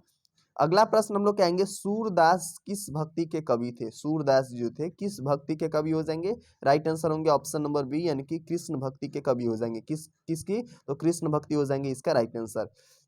नेक्स्ट हम लोग का प्रश्न है सूरदास जी किस भाषा के प्रसिद्ध कवि थे, तो राइट आंसर क्या हो जाएंगे, तो ऑप्शन नंबर सी, यानी कि ब्रज भाषा के थे। किस भाषा के, ब्रज भाषा हो जाएंगे इसका राइट आंसर। नेक्स्ट हम लोग का क्वेश्चन है प्रस्तुत प्रथम पद में कृष्ण को किसकी सूची जो है ना सूचना दी जाती है, जो प्रथम पद में है उसमें कृष्ण जी को किसकी सूचना दी जाती है, तो राइट आंसर हो जाएंगे भोर होने की सूचना दी जाती है। किसकी, तो भोर होने की सूचना दी जाती है। अगला प्रश्न हम लोग का है सूरदास जी हिंदी साहित्य के किस काल के कवि थे, तो ऑप्शन नंबर बी हो जाएंगे, यानी भक्ति काल के कवि हो जाएंगे। किस काल के, भक्ति काल के कवि हो जाएंगे इसका राइट आंसर। नेक्स्ट प्रश्न हम लोग का है सूरदास जी की अनुमति जन्म तिथि क्या है, यानी सूरदास जी का अनुमानतम जन्म तिथि क्या है, तो ऑप्शन नंबर बी हो जाएंगे 1475 ईस्वी, यानी 1475 हो जाएंगे इसका राइट आंसर, ठीक है। नेक्स्ट क्वेश्चन है साहित्य लहरी किनकी रचना है, साहित्य लहरी किनकी रचना है, तो ऑप्शन नंबर बी हो जाएंगे सूरदास जी की रचना हो जाएंगे साहित्य लहरी। किसकी, सूरदास जी की हो जाएंगी इसका राइट आंसर। नेक्स्ट प्रश्न हम लोग का है सूरदास की रचनाएं की भाषा क्या है, तो ऑप्शन नंबर बी हो जाएंगे ब्रज भाषा। क्या हो जाएंगे, ब्रज भाषा हो जाएंगे इसका राइट आंसर, यानी सूरदास की रचनाओं की भाषा क्या है, तो ब्रज भाषा हो जाएंगी इसका राइट आंसर। नेक्स्ट हम लोग का प्रश्न है सूरदास के दीक्षा गुरु का नाम क्या था, तो ऑप्शन नंबर सी हो जाएंगे वल्लभाचार्य। क्या हो जाएंगे, वल्लभाचार्य हो जाएंगे इसका राइट आंसर, यानी सूरदास के दीक्षा गुरु का क्या नाम था, तो वल्लभाचार्य हो जाएंगे इसका राइट आंसर। नेक्स्ट प्रश्न हम लोग का है सूरदास के संकलित पदों में कौन सा रस है, तो ऑप्शन नंबर बी हो जाएंगे वत्सल्य रस हो जाएंगे। क्या हो जाएंगे, वत्सल्य रस हो जाएंगे इसका राइट आंसर। अगला हम लोग का प्रश्न है भगवान श्री कृष्ण किस कवि के पूजते थे, यानी भगवान जो श्री कृष्ण थे किस कवि के ज्यादा पूजते थे, तो राइट आंसर क्या होंगे, तो ऑप्शन नंबर यानी कि डी हो जाएंगे सूरदास जी को पूछते थे। किसको, सूरदास जी को पूछते थे, इसका राइट आंसर हो जाएंगे। नेक्स्ट हम लोग देखेंगे चैप्टर नंबर 3, उसका भी नाम पद है लेकिन लिखे हैं तुलसीदास जी। तो चलिए देखते हैं उसका भी वीवीआई क्वेश्चन। तो चलिए सबसे पहला हम लोग का वीवीआई क्वेश्चन है वो है बरायवा रामायण किसकी रचना है, बरायवे रामायण किसकी रचना हो जाएंगे, तो ऑप्शन नंबर हो जाएंगे सी, यानी कि तुलसीदास जी का रचना हो जाएंगे। किसका हो जाएंगे, तुलसीदास जी का रचना हो जाएंगे। नेक्स्ट हम लोग का प्रश्न आते हैं काशी में कितने वर्ष रहकर तुलसी जो है ना तुलसीदास जी विद्याध्ययन किए, यानी विद्या जो है ना अर्जन किए, तो राइट आंसर क्या हो जाएंगे, तो ऑप्शन नंबर बी हो जाएंगे, यानी 15 वर्ष तक जो है ना काशी में रहकर तुलसीदास जी विद्या को अर्जन किए। नेक्स्ट हम लोग का प्रश्न है तुलसीदास ने अपने युग को किन दो साहित्यिक भाषाओं में अपनाया है, तो राइट आंसर क्या होंगे, तो ऑप्शन नंबर सी हो जाएंगे अवधि और ब्रज भाषा। क्या हो जाएंगे, अवधि और ब्रज भाषा हो जाएंगे इसका राइट आंसर। नेक्स्ट प्रश्न हम लोग क्या आएंगे तुलसीदास जी के दीक्षा गुरु कौन थे, बहुत ज्यादा वीवीआई प्रश्न है, आप इसको याद कर लीजिएगा। क्या हो जाएंगे, याद करना है आपको, ठीक ना। तो चलिए तो डी है, सॉरी 4 नंबर क्वेश्चन है कि तुलसीदास जी के दीक्षा गुरु कौन थे, तो राइट आंसर क्या हो जाएंगे, तो राइट आंसर हो जाएंगे ऑप्शन नंबर बी हो जाएंगे, यानी कि नरहरि दास हो जाएंगे। क्या हो जाएंगे, नरहरि दास हो जाएंगे इसका राइट आंसर, ठीक ना। नेक्स्ट हम लोग का प्रश्न है तुलसीदास जी की पत्नी का क्या नाम थे, तो राइट आंसर क्या हो जाएंगे, तो ऑप्शन नंबर बी हो जाएंगे रत्नावली थे। क्या थे, रत्नावली थे, इसका राइट आंसर हो जाएंगे। नेक्स्ट हम लोग का प्रश्न आते हैं तुलसीदास जी का माता जी का क्या नाम थे, बहुत ज्यादा वीवीआई प्रश्न है, हर साल पूछे जाते हैं। तो इसका राइट आंसर क्या हो जाएंगे, तो ऑप्शन सी हो जाएंगे हुलसी। क्या हो जाएंगे, हुलसी हो जाएंगे इसका राइट आंसर। तो याद रखना है आपको तुलसीदास जी के माता जी का क्या नाम थे, तो हुलसी हो जाएंगे इसका राइट आंसर, ठीक। अगला हम लोग का प्रश्न आते हैं तुलसीदास जी का जन्म कब हुआ था, तुलसीदास जी का जन्म कब हुआ था, तो राइट आंसर क्या हो जाएंगे, तो ऑप्शन नंबर हो जाएंगे 1543 ईस्वी में। कब हो जाएंगे, 1543 ईस्वी में, इसका राइट आंसर हो जाएंगे। नेक्स्ट हम लोग का प्रश्न है तुलसीदास जी का जन्म किस प्रदेश में हुआ था, तुलसीदास जी का जन्म किस प्रदेश में हुआ था, तो ऑप्शन नंबर सी हो जाएंगे उत्तर प्रदेश में हुआ था। कहाँ, उत्तर प्रदेश में हुआ था, इसका राइट आंसर हो जाएंगे। नेक्स्ट प्रश्न आते हैं रामचरितमानस किसकी रचना है, रामचरितमानस किसकी रचना है, तो ऑप्शन नंबर बी हो जाएंगे तुलसीदास जी की रचना है रामचरितमानस, ठीक ना। अगला हम लोग का प्रश्न आते हैं, तुलसीदास जी किस शाखा के कवि थे, यानी तुलसीदास जी जो थे किस शाखा के कवि थे, तो ऑप्शन ए हो जाएंगे राम मार्गी शाखा के हो जाएंगे, और कृष्ण मार्गी के कौन हो जाएंगे, तो सूरदास जी हो जाएंगे, ठीक है ना। तो यहाँ पर क्या हो जाएंगे, राम मार्गी हो जाएंगे, राइट आंसर। नेक्स्ट हम लोग का प्रश्न है, दूसरे पद में तुलसी ने अपना परिचय किस रूप में दिया है, तो राइट आंसर होंगे ऑप्शन नंबर सी, यानी कि भिखारी के रूप में। किसके रूप में, भिखारी के रूप में जो है ना परिचय दिया है। अगला हम लोग का प्रश्न है, तुलसीदास को किस चीज की भूख थी, तो ऑप्शन नंबर क्या हो जाएंगे, तो ऑप्शन नंबर हो जाएंगे यानी कि भक्ति की भूख थी। क्या चीज का भक्ति, क्या चीज की भूख थी, भक्ति के भूख हो जाएंगी, इसका राइट आंसर। नेक्स्ट प्रश्न है, तुलसीदास के पठित पद किस भाषा में है, तो राइट आंसर होंगे ऑप्शन नंबर डी, यानी कि अवधी भाषा में। किस, तो अवधी भाषा में हो जाएंगे, इसका राइट आंसर। नेक्स्ट प्रश्न आता है, कवितावली के रचनाकार कौन है, कवितावली के रचनाकार कौन हो जाएंगे, तो राइट आंसर होंगे ऑप्शन नंबर बी, यानी कि तुलसीदास जी हो जाएंगे। कवितावली के रचनाकार कौन है, तो तुलसीदास जी हो जाएंगे, इसका राइट आंसर। बहुत ज्यादा वीवीआई प्रश्न है, याद आपको रखना है, ठीक ना। नेक्स्ट हम लोग का प्रश्न है, विनय पत्रिका की भाषा क्या है, तो राइट आंसर क्या हो जाएंगे, तो ऑप्शन नंबर बी हो जाएंगे, यानी कि अंतर्वेदी ब्रज भाषा। क्या हो जाएंगे, अंतर्वेदी ब्रज भाषा हो जाएंगी, इसका राइट आंसर। नेक्स्ट प्रश्न हम लोग क्या है, तुलसीदास जी का मूल नाम क्या था, तो ऑप्शन नंबर क्या हो जाएंगे, तो राम बोला हो जाएंगे, इसका राइट आंसर। क्या हो जाएंगे, राम बोला हो जाएंगे, इसका राइट आंसर। चलिए नेक्स्ट हम लोग प्रश्न देखेंगे, तुलसीदास जी का शिक्षा गुरु थे, यानी तुलसीदास जी का शिक्षा गुरु कौन थे, तो इसका राइट आंसर क्या हो जाएंगे, तो ऑप्शन नंबर सी, यानी कि शेष सनातन हो जाएंगे, राइट आंसर। क्या हो जाएंगे, शेष सनातन हो जाएंगे, इसका राइट आंसर। नेक्स्ट प्रश्न हम लोग कहते हैं, तुलसीदास जी किस काल के कवि थे, तो राइट आंसर क्या होंगे, तो ऑप्शन डी, यानी कि भक्ति काल के कवि थे। किस काल के हो जाएंगे, भक्ति काल के कवि हो जाएंगे, इसका राइट आंसर। नेक्स्ट हम लोग का प्रश्न आते हैं चैप्टर नंबर 3 के सॉरी 4 के तरफ से, छप्पा, जिसको लिखे हैं नावादास जी। चलिए वीवीआई क्वेश्चन देखते हैं हम लोग। नावादास जी द्वारा लिखित चैप्टर छप्पे के तरफ से सबसे पहला हम लोग का वीवीआई क्वेश्चन आएंगे, वह है नावादास का काव्य रचना क्षेत्र क्या है, यानी जो है ना सबसे ज्यादा वो कहाँ से जो है ना अपना रचना करते थे, तो राइट आंसर क्या हो जाएंगे, तो ऑप्शन नंबर हो जाएंगे वृंदावन से करते थे। कहाँ से, वृंदावन हो जाएंगे, इसका राइट आंसर, ठीक ना। अगला प्रश्न हम लोग का है, नावादास की भक्ति मर्यादा के स्थान, यानी नावादास जी की राम भक्ति मर्यादा के स्थान कहाँ है, तो राइट आंसर होंगे ऑप्शन सी, यानी कि मधुर्य भाव का फूट था। क्या था, मधुर्य भाव का पुट था, राइट आंसर हो जाएंगे।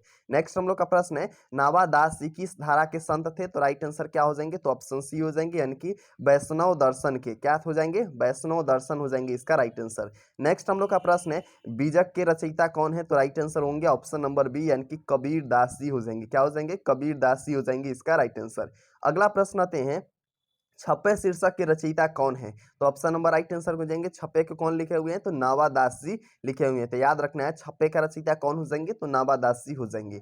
अगला प्रश्न है, नावादास जी किस धारा के कवि थे, तो राइट आंसर क्या हो जाएंगे, तो ऑप्शन नंबर हो जाएंगे बी, यानी कि सगुनो पोषक, सॉरी सगुनो पोषक राम भक्त धारा के हो जाएंगे, इसका राइट आंसर। नेक्स्ट हम लोग का प्रश्न आते हैं, नावादास जी किसके समकालीन थे, यानी नावादास जी किसके समकालीन थे, तो राइट आंसर होंगे ऑप्शन सी, यानी कि तुलसीदास जी के समकालीन थे। कौन, नावादास जी। तो याद रखना है, बहुत ज्यादा वीवीआई प्रश्न है। अगला प्रश्न हम लोग कहेंगे, नावादास का जन्म कब हुआ था, तो राइट आंसर क्या हो जाएंगे, तो ऑप्शन नंबर बी हो जाएंगे, यानी कि 1570 ईस्वी के अनुमानतीन में हो जाएंगे। क्या हो जाएंगे, 1570 ईस्वी अनुमानतीन हो जाएंगे, इसका राइट आंसर अनुमानतीन, ठीक ना। अगला हम लोग का प्रश्न आते हैं, किसकी कविता को सुनकर कवि नावादास जी सिर झुका लेते हैं, तो राइट आंसर क्या हो जाएंगे, तो ऑप्शन नंबर ए, यानी कि सूरदास जी कविता के सुनकर जो है ना नावादास जी सिर झुका लेते हैं, ठीक। अगला प्रश्न हम लोग कहेंगे, नावादास का उदय हिंदी साहित्य के किस काल में हुआ था, तो राइट आंसर हो जाएंगे ऑप्शन सी, यानी कि भक्ति काल में हुआ था। किस काल में, भक्ति काल में हो जाएंगे, इसका राइट आंसर। नेक्स्ट हम लोग का प्रश्न है, सबके हित का वचन कौन कहता है, पाठ के अनुसार बताइए, तो राइट आंसर हो जाएंगे ऑप्शन सी, यानी कि कबीर कहता है। कबीर जो है ना सबको हित की बात करता है। अगला हम लोग का प्रश्न है, भक्तमाल के रचयिता कौन है, राइट आंसर क्या हो जाएंगे, तो राइट आंसर हो जाएंगे ऑप्शन डी, यानी कि नावादास जी हो जाएंगे। क्या हो जाएंगे, नावादास जी हो जाएंगे, इसका राइट आंसर। भक्तमाल के रचयिता कौन है, नावादास जी हो जाएंगे, राइट आंसर। नेक्स्ट हम लोग का प्रश्न है, नावादास जी किसके शिष्य थे, तो राइट आंसर क्या हो जाएंगे, तो ऑप्शन सी हो जाएंगे, यानी कि स्वामी अग्रदास के शिष्य थे। क्या हो जाएंगे, स्वामी अग्रदास के शिष्य थे, इसका राइट आंसर हो जाएंगे। नेक्स्ट प्रश्न हम लोग का है, कबीर दास जी किस शाखा के कवि थे, तो राइट आंसर हो जाएंगे ऑप्शन बी, यानी कि निर्गुण शाखा के कवि थे। क्या हो जाएंगे, निर्गुण शाखा के कवि हो जाएंगे, राइट आंसर, ठीक ना। चलिए अगला हम लोग प्रश्न देखेंगे। अगला प्रश्न हम लोग का है, नावादास जी किस काल के कवि थे, तो राइट आंसर क्या हो जाएंगे, तो इसका राइट आंसर हो जाएंगे ऑप्शन नंबर ए यानी भक्ति काल के कवि हो जाएंगे नवादासी। किस काल के? भक्ति काल के हो जाएंगे इसका राइट आंसर, ठीक ना। चलिए चैप्टर नंबर 5 की तरफ हम लोग बढ़ते हैं। चैप्टर नंबर 5 का नाम है कवित्त, जिसको लिखे हैं भूषण। सबसे पहला प्रश्न आते हैं कि भूषण की कविता में कौन सा रस पाया जाता है। तो ये जो है ना बहुत ज़्यादा वीवीआई प्रश्न है, इसको 20 बार भी वीवीआई मारिएगा ना फिर भी आपको कम पड़ जाएगा। तो यह क्या है? वीर रस पाया जाता है। भूषण की कविता में कौन सा रस पाया जाता है? वीर रस हो जाएंगे इसका राइट आंसर। अगला प्रश्न है छत्रसाल दशक के कितने छंदों में महाराज छत्रसाल की वीरता का योगेशना किया गया है। तो राइट आंसर क्या होंगे? तो ऑप्शन डी हो जाएंगे, यानी कि 10 छंदों में। क्या हो जाएंगे? 10 छंदों में हो जाएंगे इसका राइट आंसर। अगला प्रश्न हम लोग के भूषण ने कौन सी कविता लिखी है। तो राइट आंसर क्या हो जाएंगे? तो यह हो जाएंगे ना ऑप्शन नंबर क्या हो जाएंगे? ऑप्शन नंबर सी हो जाएंगे, यानी कि कवित लिखे हैं। क्या हो जाएंगे? कवित हो जाएंगे इसका राइट आंसर, ठीक है। क्योंकि छप्पे लिखे हैं नवादास जी, पद लिखे हैं तुलसीदास और सूरदास जी, करवक मालिक मोहम्मद जैसी। तो बच क्या रहा है? तो करवक जो है ना कवित बचा हुआ है, तो यही हो जाएगा राइट आंसर, ठीक ना। अगला प्रश्न हम लोग का है भूषण रीति काल के किस धारा के कवि थे। तो राइट आंसर होंगे ऑप्शन डी, यानी कि रीति युक्त धारा के। क्या हो जाएंगे? रीति युक्त धारा के हो जाएंगे इसका राइट आंसर। अगला प्रश्न हम लोग क्या आएंगे कवित्त के प्रथम पद में कौन सा रस पाया जाता है। तो राइट आंसर होंगे ऑप्शन ए, यानी कि बी रस पाया जाता है। कवित्त के प्रथम पद में कौन सा रस पाया जाता है? बी रस पाया जाता है, इसका राइट आंसर हो जाएंगे। अगला प्रश्न हम लोग कहें कवित्त के द्वितीय पद में किस रस की व्यंजना हुई है। तो राइट आंसर क्या होंगे? तो ऑप्शन नंबर यानी कि डी हो जाएंगे विभक्ति रस का। क्या हो जाएंगे? विभक्ति रस की व्यंजना की हुई है, इसका राइट आंसर हो जाएंगे। अगला प्रश्न हम लोग कहेंगे भूषण ने मुख्यतः किस भाषा में रचना की है। तो राइट आंसर क्या होंगे? तो ऑप्शन बी, यानी कि ब्रज भाषा में की है। किस भाषा में? ब्रज भाषा हो जाएंगी इसका राइट आंसर। नेक्स्ट प्रश्न हम लोग कहेंगे भूषण के प्रिय नायक कौन है। तो राइट आंसर क्या हो जाएंगे? तो इसका हो जाएंगे ऑप्शन ए, यानी कि छत्रपति शिवाजी और छत्रसाल हो जाएंगे। क्या हो जाएंगे? छत्रपति शिवाजी और छत्रसाल हो जाएंगे इसका राइट आंसर। नेक्स्ट प्रश्न हम लोग कहेंगे भूषण के पिता का नाम क्या थे। तो इसका राइट आंसर होंगे ऑप्शन नंबर ए, यानी कि रत्नाकर त्रिपाठी हो जाएंगे। क्या हो जाएंगे? रत्नाकर त्रिपाठी हो जाएंगे इसका राइट आंसर। नेक्स्ट प्रश्न हम लोग कहेंगे चिंतामणि त्रिपाठी भूषण के कौन थे। चिंतामणि त्रिपाठी भूषण के कौन थे? तो ऑप्शन ए हो जाएंगे भाई थे। क्या हो जाएंगे? भाई हो जाएंगे इसका राइट आंसर। अगला हम लोग प्रश्न देखेंगे। नेक्स्ट प्रश्न है छत्रसाल दशक किसकी कृति है। छत्रसाल दशक जो है ना किसकी कृति है। तो ऑप्शन सी हो जाएंगे, यानी भूषण की कृति है। छत्रसाल दशक किसकी कृति है? तो भूषण के हो जाएंगे राइट आंसर। नेक्स्ट हम लोग का प्रश्न आएंगे चैप्टर नंबर 6 की तरफ से, जिसका नाम है तुमुल कोलाहल कलह में। तुमुल कोलाहल कलह में के लिखे हुए हैं जयशंकर प्रसादी। सबसे पहला वीवीआई क्वेश्चन आते हैं कि जयशंकर प्रसाद का महाकाव्य कौन सा है। तो राइट आंसर क्या हो जाएंगे? तो उर्वशी नहीं है। उर्वशी जो है ना कौन लिखे हुए हैं? तो रामधारी सिंह दिनकर जी लिखे हैं। कमयानी क्या हो जाएंगे? देखिए इसका राइट आंसर हो जाएंगे ऑप्शन नंबर ए, यानी कि कमयानी हो जाएंगे। क्या हो जाएंगे? कमयानी हो जाएंगे जयशंकर प्रसाद जी का महाकाव्य, ठीक ना। अगला प्रश्न आएंगे कंकाल उपन्यास जो है ना किस कवि की रचना है। कंकाल उपन्यास किस कवि की रचना हो जाएंगे? तो ऑप्शन नंबर बी हो जाएंगे जयशंकर प्रसाद जी की रचना हो जाएंगे। कंकाल उपन्यास किसका हो जाएंगे? जयशंकर प्रसाद जी का हो जाएंगे। नेक्स्ट हम लोग का प्रश्न है चीर विषाद विलीन मन की किस कविता की पंक्ति है। तो इसका राइट आंसर क्या होंगे? तो ऑप्शन सी हो जाएंगे तुमुल कोलाहल कलह में की पंक्ति हो जाएंगे। क्या हो जाएंगे? तुमुल कोलाहल कलह में की पंक्ति हो जाएंगे इसका राइट आंसर, ठीक ना। नेक्स्ट हम लोग का प्रश्न है शेर सिंह का शास्त्र समर्पण नामक आख्यानक काव्य किसके द्वारा लिखा गया है। तो ऑप्शन नंबर बी हो जाएंगे, यानी कि जयशंकर प्रसाद जी के द्वारा लिखा गया है। किसके द्वारा? जयशंकर प्रसाद जी के द्वारा लिखा गया है, ठीक ना।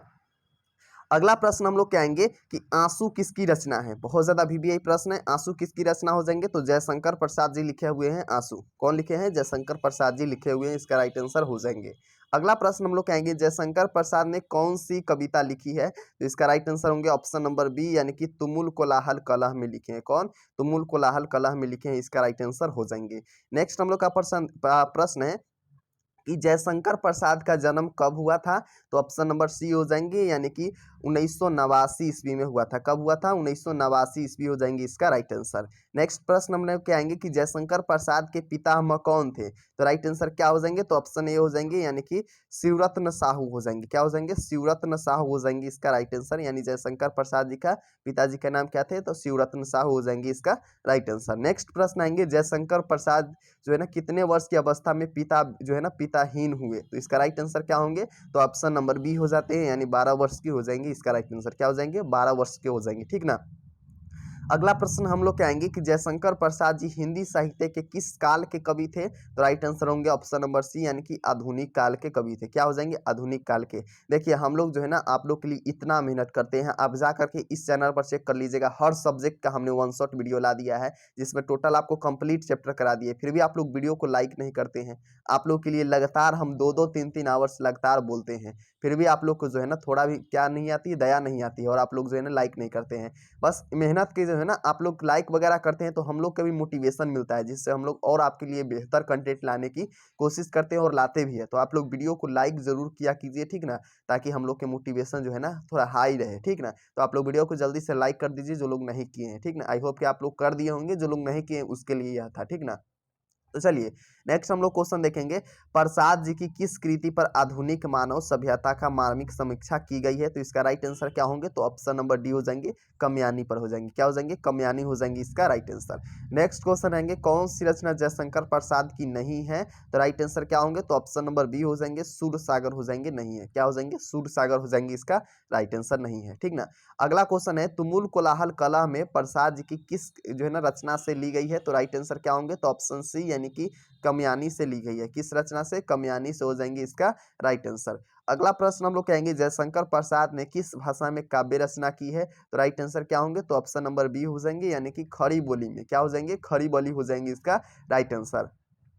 अगला प्रश्न हम लोग कहेंगे, जयशंकर प्रसाद की सफलता नाट्य कृति क्या है? तो राइट आंसर क्या होंगे? तो ऑप्शन नंबर सी हो जाएंगे, यानी कि ध्रुव स्वामिनी हो जाएंगे। क्या हो जाएंगे? ध्रुव स्वामिनी हो जाएंगे इसका राइट आंसर। अगला प्रश्न हम लोग कहेंगे, जयशंकर प्रसाद जी किस बाद के कवि थे? तो इसका राइट आंसर क्या हो जाएंगे? तो ऑप्शन ए हो जाएंगे, छायावाद से कवि थे। क्या हो जाएंगे? छायावाद हो जाएंगे इसका राइट आंसर, ठीक ना। नेक्स्ट हम लोग का प्रश्न आएंगे, जयशंकर प्रसाद के पिताजी का क्या नाम थे? जयशंकर प्रसाद जी जो थे उनके पिताजी का क्या नाम थे? तो ऑप्शन नंबर बी हो जाएंगे, यानी कि देवी प्रसाद साहू। क्या हो जाएंगे? देवी प्रसाद साहू हो जाएंगे जयशंकर प्रसाद जी के पिताजी का नाम। अगला प्रश्न हम लोग कहेंगे, जयशंकर प्रसाद जी का जन्म कहाँ हुआ था? तो राइट आंसर क्या हो जाएंगे? तो ऑप्शन नंबर सी हो जाएंगे, वाराणसी में हुआ था। कहाँ हुआ था? वाराणसी में हुआ था, इसका राइट आंसर हो जाएंगे। नेक्स्ट हम लोग का प्रश्न है, ध्रुव स्वामिनी कैसी कृति है? तो राइट आंसर क्या हो जाएंगे? तो ऑप्शन नंबर हो जाएंगे डी, यानी कि नाटक है। क्या है? नाटक हो जाएंगे इसका राइट आंसर। ध्रुव स्वामिनी क्या है? एक तो नाटक हो जाएंगे इसका राइट आंसर, ठीक ना। अगला प्रश्न आएंगे, कामयानी के रचयिता कौन है? कामयानी की रचयिता कौन है? तो जयशंकर प्रसाद जी है। ऑप्शन नंबर ए हो जाएंगे इसका राइट आंसर, ठीक। नेक्स्ट हम लोग का प्रश्न आएंगे चैप्टर नंबर 7 की तरफ से। अगर 12th हिंदी की बात किया जाए सबसे इमोशनली और सबसे मजेदार चैप्टर का, तो यही है, यानी पुत्र वियोग, जिसको लिखे हैं सुभद्रा कुमारी चौहान जी। पूरा रियलिटी पर इन्होंने लिख दिया है, जो रियलिटी हमारे समाज की है ना उसी पर लिखा है। तो चलिए इस चैप्टर का भी हम लोग टोटल वीवीआई प्रश्न देखते हैं, और याद रखिएगा इस चैप्टर से जो है ना सबसे ज़्यादा एग्जाम में पूछे जाते हैं प्रश्न, सबसे ज़्यादा, यानी हाईएस्ट जो है ना स्कोरिंग मार्क्स इसी चैप्टर से रहता है, ठीक है। तो चलिए सबसे पहला हम लोग का प्रश्न है, मैं असहाय विवश बैठी हो रही उठकर जो है ना उठ गया छौना मेरा, यह पंक्ति शीर्षक किस पाठ की है? तो राइट आंसर हो जाएंगे ऑप्शन नंबर क्या हो जाएंगे? सी, यानी कि पुत्र वियोग चैप्टर से लिया गया है, ठीक है। किस चैप्टर से? पुत्र वियोग चैप्टर से लिया गया है। पुत्र वियोग शीर्षक कविता किसकी रचना है? पुत्र वियोग शीर्षक कविता किसकी रचना हो जाएंगे? तो ऑप्शन नंबर हो जाएंगे सुभद्रा कुमारी चौहान, यानी कि बी हो जाएंगे इसका राइट आंसर। नेक्स्ट प्रश्न हम लोग क्या आएंगे, सुभद्रा कुमारी चौहान का जन्म कहाँ हुआ था? तो राइट आंसर क्या हो जाएंगे? तो ऑप्शन नंबर हो जाएंगे इलाहाबाद में हुआ था। ऑप्शन सी, यानी कि इलाहाबाद में हुआ था, ठीक है।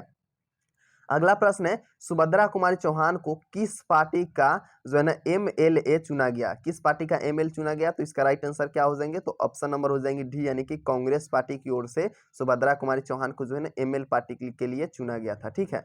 अगला प्रश्न हम लोग कहे, सुभद्रा कुमारी चौहान किस वर्ग की कवित्री मानी जाती थी? यानी सुभद्रा कुमारी जो चौहान थी किस वर्ग की कवित्री मानी जाती थी? तो राष्ट्रीय भावधारा की। क्या चीज की?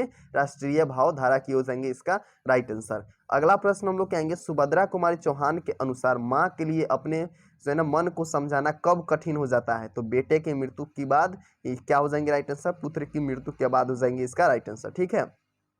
अगला प्रश्न हम लोग कहेंगे, पुत्र वियोग शीर्षक कविता में कवित्री का खिलौना क्या है? तो राइट आंसर क्या हो जाएंगे? उनका बेटा है। ऑप्शन नंबर ए, यानी कि उनका पुत्र भी है या फिर बेटा, बेटा पुत्र या दोनों एक ही होता है, तो कंफ्यूजिंग नहीं होना है, ठीक है। अगला प्रश्न हम लोग कहेंगे, सुभद्रा कुमारी चौहान अपनी पढ़ाई छोड़कर किस आंदोलन में सक्रिय भूमिका निभाने लगी? तो राइट आंसर क्या हो जाएंगे? तो ऑप्शन नंबर बी हो जाएंगे, असहयोग आंदोलन में। क्या चीज में? असहयोग आंदोलन में जो है ना पढ़ाई छोड़कर सुभद्रा कुमारी चौहान क्या करने लगी, भूमिका जो है ना सक्रिय भूमिका निभाने लगी। अगला प्रश्न हम लोग क्या है, सुभद्रा कुमारी चौहान का जीवन सुना सुना क्यों हो रहा है? तो राइट आंसर क्या हो जाएंगे, तो ऑप्शन नंबर सी यानी कि पुत्र के असमय निधन के कारण। क्या हो जाएंगे, पुत्र के असमय निधन के कारण हो जाएंगे राइट आंसर। नेक्स्ट हम लोग का प्रश्न है, सुभद्रा कुमारी चौहान स्वयं को असहाय क्यों कहती है? तो राइट आंसर हो जाएंगे पुत्र वियोग के कारण। क्या होंगे, पुत्र वियोग के कारण, ऑप्शन नंबर बी हो जाएंगे इसका राइट आंसर। नेक्स्ट क्वेश्चन हम लोग का है, सुभद्रा कुमारी चौहान के पति का क्या नाम था? तो राइट आंसर क्या होंगे, तो ऑप्शन नंबर ए हो जाएंगे ठाकुर लक्ष्मण सिंह। क्या हो जाएंगे, ठाकुर लक्ष्मण सिंह थे सुभद्रा कुमारी चौहान के क्या चीज का, पति का नाम। ठीक है, अगला प्रश्न हम लोग क्या है, सुभद्रा कुमारी चौहान का जन्म कब हुआ था? तो राइट आंसर हो जाएंगे ऑप्शन नंबर ए यानी कि 16 अगस्त 1904 ईस्वी को। क्या हो जाएंगे, 16 अगस्त 1904 ईस्वी का हुआ था उनका जन्म। ठीक है, अगला प्रश्न हम लोग कहेंगे, सुभद्रा कुमारी चौहान के पिता का नाम क्या था? तो इसका राइट आंसर क्या हो जाएंगे, तो ऑप्शन नंबर सी हो जाएंगे ठाकुर रामनाथ सिंह। क्या हो जाएंगे, ठाकुर रामनाथ सिंह हो जाएंगे उनके पिताजी का नाम। ठीक है, अगला हम लोग का प्रश्न आएंगे, पुत्र वियोग शीर्षक कविता किस काव्य संग्रह से ली गई है? तो इसका राइट आंसर क्या होंगे, तो ऑप्शन सी यानी कि मुकुल से। किससे, मुकुल से हो जाएंगे इसका राइट आंसर। तो आपको याद रखना है, पुत्र वियोग शीर्षक कविता किस महाकाव्य से ली गई है? तो मुकुल हो जाएंगे इसका राइट आंसर। अगला प्रश्न हम लोग के, कुली प्रथा किसकी कृति है? कुली प्रथा जो है ना किसकी कृति हो जाएंगे? तो राइट आंसर हो जाएंगे ऑप्शन ए यानी कि ठाकुर लक्ष्मण सिंह की हो जाएंगे। क्या हो जाएंगे, ठाकुर लक्ष्मण सिंह की कृति हो जाएंगे क्या चीज, तो कुली प्रथा। ठीक है, तो आपको याद रखना है। अगला हम लोग का प्रश्न आते हैं चैप्टर नंबर 8 के तरफ से।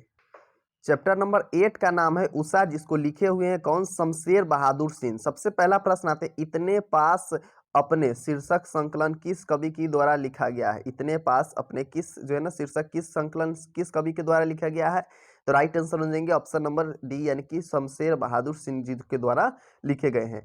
अगला प्रश्न हम लोग कहते हैं, शमशेर बहादुर सिंह ने कौन सी कविता लिखी है? तो राइट आंसर क्या होंगे, तो ऑप्शन बी यानी कि उषा हो जाएंगे। यानी पुत्र वियोग लिखे सुभद्रा कुमारी चौहान जी, हार जीत लिखे अशोक वाजपेयी जी। ठीक है, तो क्या हो जाएंगे, उषा हो जाएंगे इसका राइट आंसर।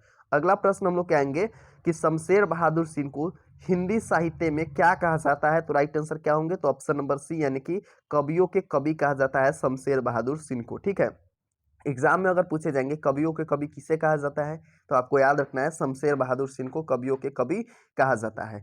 अगला प्रश्न हम लोग कहेंगे, शमशेर बहादुर सिंह की जो है ना प्रतिनिधि कविता नामक काव्य कृति का संपादन किसने किया है? तो राइट आंसर हो जाएंगे ऑप्शन नंबर यानी कि सी यानी कि डॉक्टर नामवर सिंह। क्या हो जाएंगे, डॉक्टर नामवर सिंह हो जाएंगे इसका राइट आंसर। नेक्स्ट हम लोग का प्रश्न है, उषा का जादू कब टूट जाता है? यानी उषा का जादू कब टूट जाता है? तो सूर्योदय होने पर। ऑप्शन नंबर ए हो जाएंगे इसका राइट आंसर। ठीक है, सूर्योदय होने पर उषा का जादू टूट जाता है। अगला प्रश्न है, शमशेर बहादुर सिंह की रचना किस सप्तक में आनी शुरू हो गई थी? तो राइट आंसर होंगे ऑप्शन नंबर बी यानी कि दूसरा सप्तक में। क्या हो जाएंगे, दूसरा सप्तक हो जाएंगे इसका राइट आंसर। अगला प्रश्न हम लोग कहेंगे, शमशेर बहादुर सिंह ने 1978 में किस देश की यात्रा की है? तो इसका राइट आंसर होंगे ऑप्शन नंबर बी यानी कि सोवियत रूस के। क्या हो जाएंगे, सोवियत रूस हो जाएंगे इसका राइट आंसर। अगला प्रश्न हम लोग कहेंगे, शमशेर बहादुर सिंह ने किस स्थान से बीए किए हैं? तो राइट आंसर क्या होंगे, तो ऑप्शन नंबर ए हो जाएंगे इलाहाबाद से किए हैं। कहाँ से किए, इलाहाबाद से किए, इसका राइट आंसर हो जाएंगे। अगला प्रश्न हम लोग कहेंगे, शमशेर बहादुर सिंह का संबंध किस विश्वविद्यालय से हो रहा है? तो इसका राइट आंसर क्या होंगे, तो ऑप्शन नंबर सी हो जाएंगे विक्रम विश्वविद्यालय से हो जाएंगे। क्या हो जाएंगे, विक्रम विश्वविद्यालय उज्जैन से हो जाएंगे इसका राइट आंसर। ठीक है, अगला प्रश्न हम लोग कहेंगे, प्राकृतिक वर्णन से संबंधित कविता कौन सा है? तो ऑप्शन नंबर हो जाएंगे बी यानी कि उषा हो जाएंगे। प्राकृतिक वर्णन से संबंधित कविता क्या हो जाएंगे, उषा हो जाएंगे इसका राइट आंसर। नेक्स्ट प्रश्न हम लोग का है, दूसरा सप्तक का प्रकाशन वर्ष क्या है? यानी दूसरा सप्तक प्रकाश कब हुआ था? तो इसका राइट आंसर होंगे ऑप्शन नंबर बी यानी कि 1957 ईस्वी में हुआ था। कब हुआ था, 1957 ईस्वी में हुआ था, इसका राइट आंसर हो जाएंगे। नेक्स्ट हम लोग का प्रश्न है, शमशेर बहादुर सिंह का जन्म कब हुआ था? तो इसका राइट आंसर क्या होंगे, तो ऑप्शन ए हो जाएंगे 13 जनवरी 1911 ईस्वी को हुआ था। कब हुआ था, 13 जनवरी 1911 ईस्वी का हुआ था, इसका राइट आंसर हो जाएंगे। अगला हम लोग का प्रश्न है, शमशेर बहादुर सिंह की पत्नी का क्या नाम था? शमशेर बहादुर सिंह की पत्नी के नाम क्या था? तो राइट आंसर क्या हो जाएंगे, तो ऑप्शन नंबर बी यानी कि धर्म देवी हो जाएंगे। ठीक है, यानी शमशेर बहादुर सिंह की पत्नी का नाम क्या हो जाएंगे, धर्म देवी हो जाएंगे इसका राइट आंसर।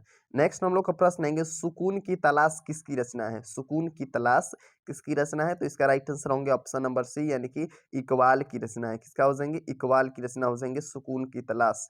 नेक्स्ट हम लोग का प्रश्न है, शमशेर बहादुर सिंह का जन्म कहाँ हुआ था, तो राइट आंसर हो जाएंगे ऑप्शन नंबर ए हो जाएंगे देहरादून में हुआ था। क्या हो जाएंगे, देहरादून में हुआ था। चलिए चैप्टर नंबर 9 की तरफ हम लोग बढ़ते हैं।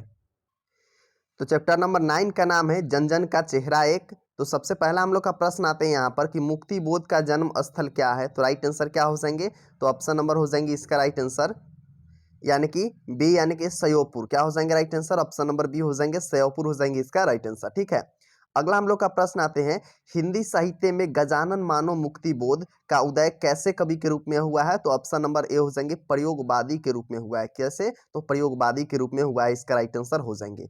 अगला प्रश्न हम लोग क्या है, काठ का सामना किसके द्वारा लिखी गई है, काठ का सामना जो है ना किसके द्वारा लिखी गई है, तो ऑप्शन ए हो जाएंगे गजानन मानव मुक्ति बोध के द्वारा लिखी गई है। किसके द्वारा, गजानन मानव मुक्ति बोध के द्वारा लिखी गई है। ठीक है, अगला हम लोग का प्रश्न आते हैं, जन जन का चेहरा एक शीर्षक कविता किसकी रचना है, तो राइट आंसर हो जाएंगे ऑप्शन नंबर बी हो जाएंगे गजानन मानव मुक्ति बोध की रचना हो जाएंगे। किसका हो जाएंगे, गजानन मानव मुक्ति बोध की रचना हो जाएंगे, इसका राइट आंसर। नेक्स्ट हम लोग का प्रश्न है, गजानन मानव मुक्ति बोध का जन्म कहाँ हुआ था, तो राइट आंसर होंगे ऑप्शन नंबर सी यानी कि छत्तीसगढ़ में हुआ था। क्या हुआ था, छत्तीसगढ़ में हुआ था, इसका राइट आंसर हो जाएंगे। नेक्स्ट हम लोग का प्रश्न है, मुक्ति बोध ने किस विश्वविद्यालय में MA किए हैं, तो इसका राइट आंसर होंगे ऑप्शन नंबर डी यानी कि नागपुर विश्वविद्यालय में। कब किए थे, तो नागपुर विश्वविद्यालय हो जाएंगे, इसका राइट आंसर। ठीक है, अगला प्रश्न हम लोग के हैं, मुक्ति बोध ने नागपुर से निकलने वाली किस पत्रिका का संपादन किए हैं, तो इसका राइट आंसर होंगे ऑप्शन नंबर सी यानी कि नया खून का। किसका, नया खून का हो जाएंगे, इसका राइट आंसर। तो आपको याद रखना है, मुक्ति बोध ने नागपुर से निकलने वाली किस पत्रिका का संपादन किए हैं, तो राइट आंसर हो जाएंगे नया खून, इसका राइट आंसर। ठीक है, अगला हम लोग का प्रश्न आएंगे, नेक्स्ट प्रश्न हम लोग का है, मुक्ति बोध ने द्विगीजीय महाविद्यालय राजवा जो है ना राजनंदगांव में प्राध्यापक के पद पर कब से काम करना प्रारंभ किए, तो राइट आंसर क्या हो जाएंगे, तो ऑप्शन नंबर हो जाएंगे बी यानी कि 1958 ईस्वी से। कब हो जाएंगे, 1958 ईस्वी से हो जाएंगे, इसका राइट आंसर। नेक्स्ट हम लोग का प्रश्न है, मुक्ति बोध ने नागपुर के प्रकाशन तथा सूचना विभाग में किस रूप से नौकरी की, तो इसका राइट आंसर होंगे ऑप्शन ए यानी कि पत्रकार के रूप में की थी। किसके रूप में, पत्रकार के रूप में हो जाएंगे, इसका राइट आंसर। नेक्स्ट प्रश्न हम लोग का है, एक साहित्य की शायरी किसकी रचना है, तो इसका राइट आंसर क्या हो जाएंगे, तो ऑप्शन नंबर सी हो जाएंगे यानी मुक्ति बोध की रचना हो जाएंगे। किसकी हो जाएंगे, मुक्ति बोध की रचना हो जाएंगे, इसका राइट आंसर। नेक्स्ट प्रश्न हम लोग के हैं, मुक्ति बोध के पिताजी का क्या नाम थे, तो इसका राइट आंसर हो जाएंगे ऑप्शन नंबर सी यानी कि माधव राज मुक्ति बोध। क्या हो जाएंगे, माधव राज मुक्ति बोध हो जाएंगे, इसका राइट आंसर। ठीक है, अगला हम लोग का प्रश्न है, मुक्ति बोध किस सप्तक के कवि थे, मुक्ति बोध किस सप्तक के कवि थे, तो इसका राइट आंसर हो जाएंगे ऑप्शन ए तार सप्तक के कवि थे। क्या हो जाएंगे, तार सप्तक के कवि हो जाएंगे, इसका राइट आंसर। नेक्स्ट हम लोग का प्रश्न है, गजानन मानव मुक्ति बोध का जन्म कब हुआ था, तो इसका राइट आंसर होंगे ऑप्शन ए 13 नवंबर 1917 ईस्वी को।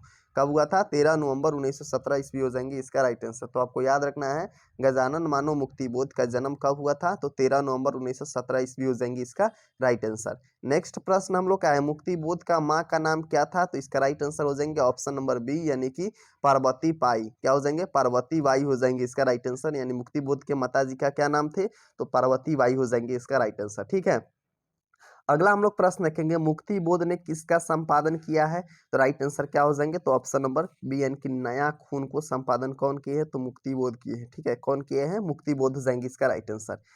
अगला हम लोग का प्रश्न आएंगे, एक साहित्य का संदर्भ शास्त्र का लेखक कौन है, एक साहित्य के संदर्भ शास्त्र का लेखक कौन है, तो इसका राइट आंसर होंगे ऑप्शन नंबर बी यानी कि मुक्ति बोध हो जाएंगे। कौन हो जाएंगे, मुक्ति बोध हो जाएंगे, इसका राइट आंसर। नेक्स्ट प्रश्न हम लोग का, कामयानी एक पूर्ण विचार के रचयिता कौन है, कामयानी एक पूर्ण विचार के रचयिता कौन है, ऑप्शन सी हो जाएंगे मुक्ति बोध हो जाएंगे। कौन हो जाएंगे, मुक्ति बोध हो जाएंगे, इसका राइट आंसर। तो याद रखना है, कामयानी एक पूर्ण विचार के रचयिता कौन है, तो मुक्ति बोध हो जाएंगे। अगला प्रश्न हम लोग आएंगे चैप्टर नंबर 10 की तरफ से। चैप्टर नंबर 10 का नाम है अधिनायक, जिसको लिखे हैं रघुवीर सहायक जी। ठीक है, सबसे पहला प्रश्न हम लोग आएंगे अधिनायक चैप्टर की तरफ से कि अधिनायक शीर्षक कविता किस पुस्तक से ली गई है, तो इसका राइट आंसर क्या हो जाएंगे, तो ऑप्शन नंबर बी हो जाएंगे आत्महत्या के विरुद्ध से ली गई है। क्या, किससे, आत्महत्या के विरुद्ध से ली गई है। अगला प्रश्न हम लोग कहेंगे, लोग भूल गए किसकी रचना है, लोग भूल गए किसकी रचना है, तो राइट आंसर क्या हो जाएंगे, तो ऑप्शन नंबर डी हो जाएंगे, रघुवीर सहायक जी का रचना है लोग भूल गए। किसके हो जाएंगे? रघुवीर सहायक जी का रचना हो जाएंगे लोग भूल गए। रघुवीर सहायक ने कौन सी कविता लिखी है? रघुवीर सहायक ने कौन सी कविता लिखी है? तो राइट आंसर हो जाएंगे ऑप्शन सी, यानी कि अधिनायक कविता लिखी है। रघुवीर सहायक कौन सा कविता लिखे हैं? अधिनायक हो जाएंगे।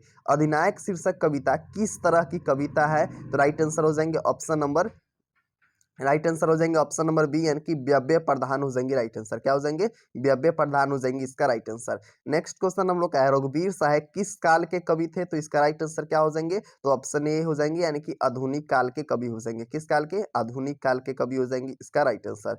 नेक्स्ट हम लोग का प्रश्न है, रघुवीर सहायक का जन्म कहाँ हुआ था? रघुवीर सहायक का जन्म जो है ना कहाँ हुआ था? राइट आंसर होंगे ऑप्शन डी, यानी कि लखनऊ उत्तर प्रदेश में हुआ था। कहाँ हुआ था? लखनऊ उत्तर प्रदेश में हुआ था रघुवीर सहायक जी का जन्म।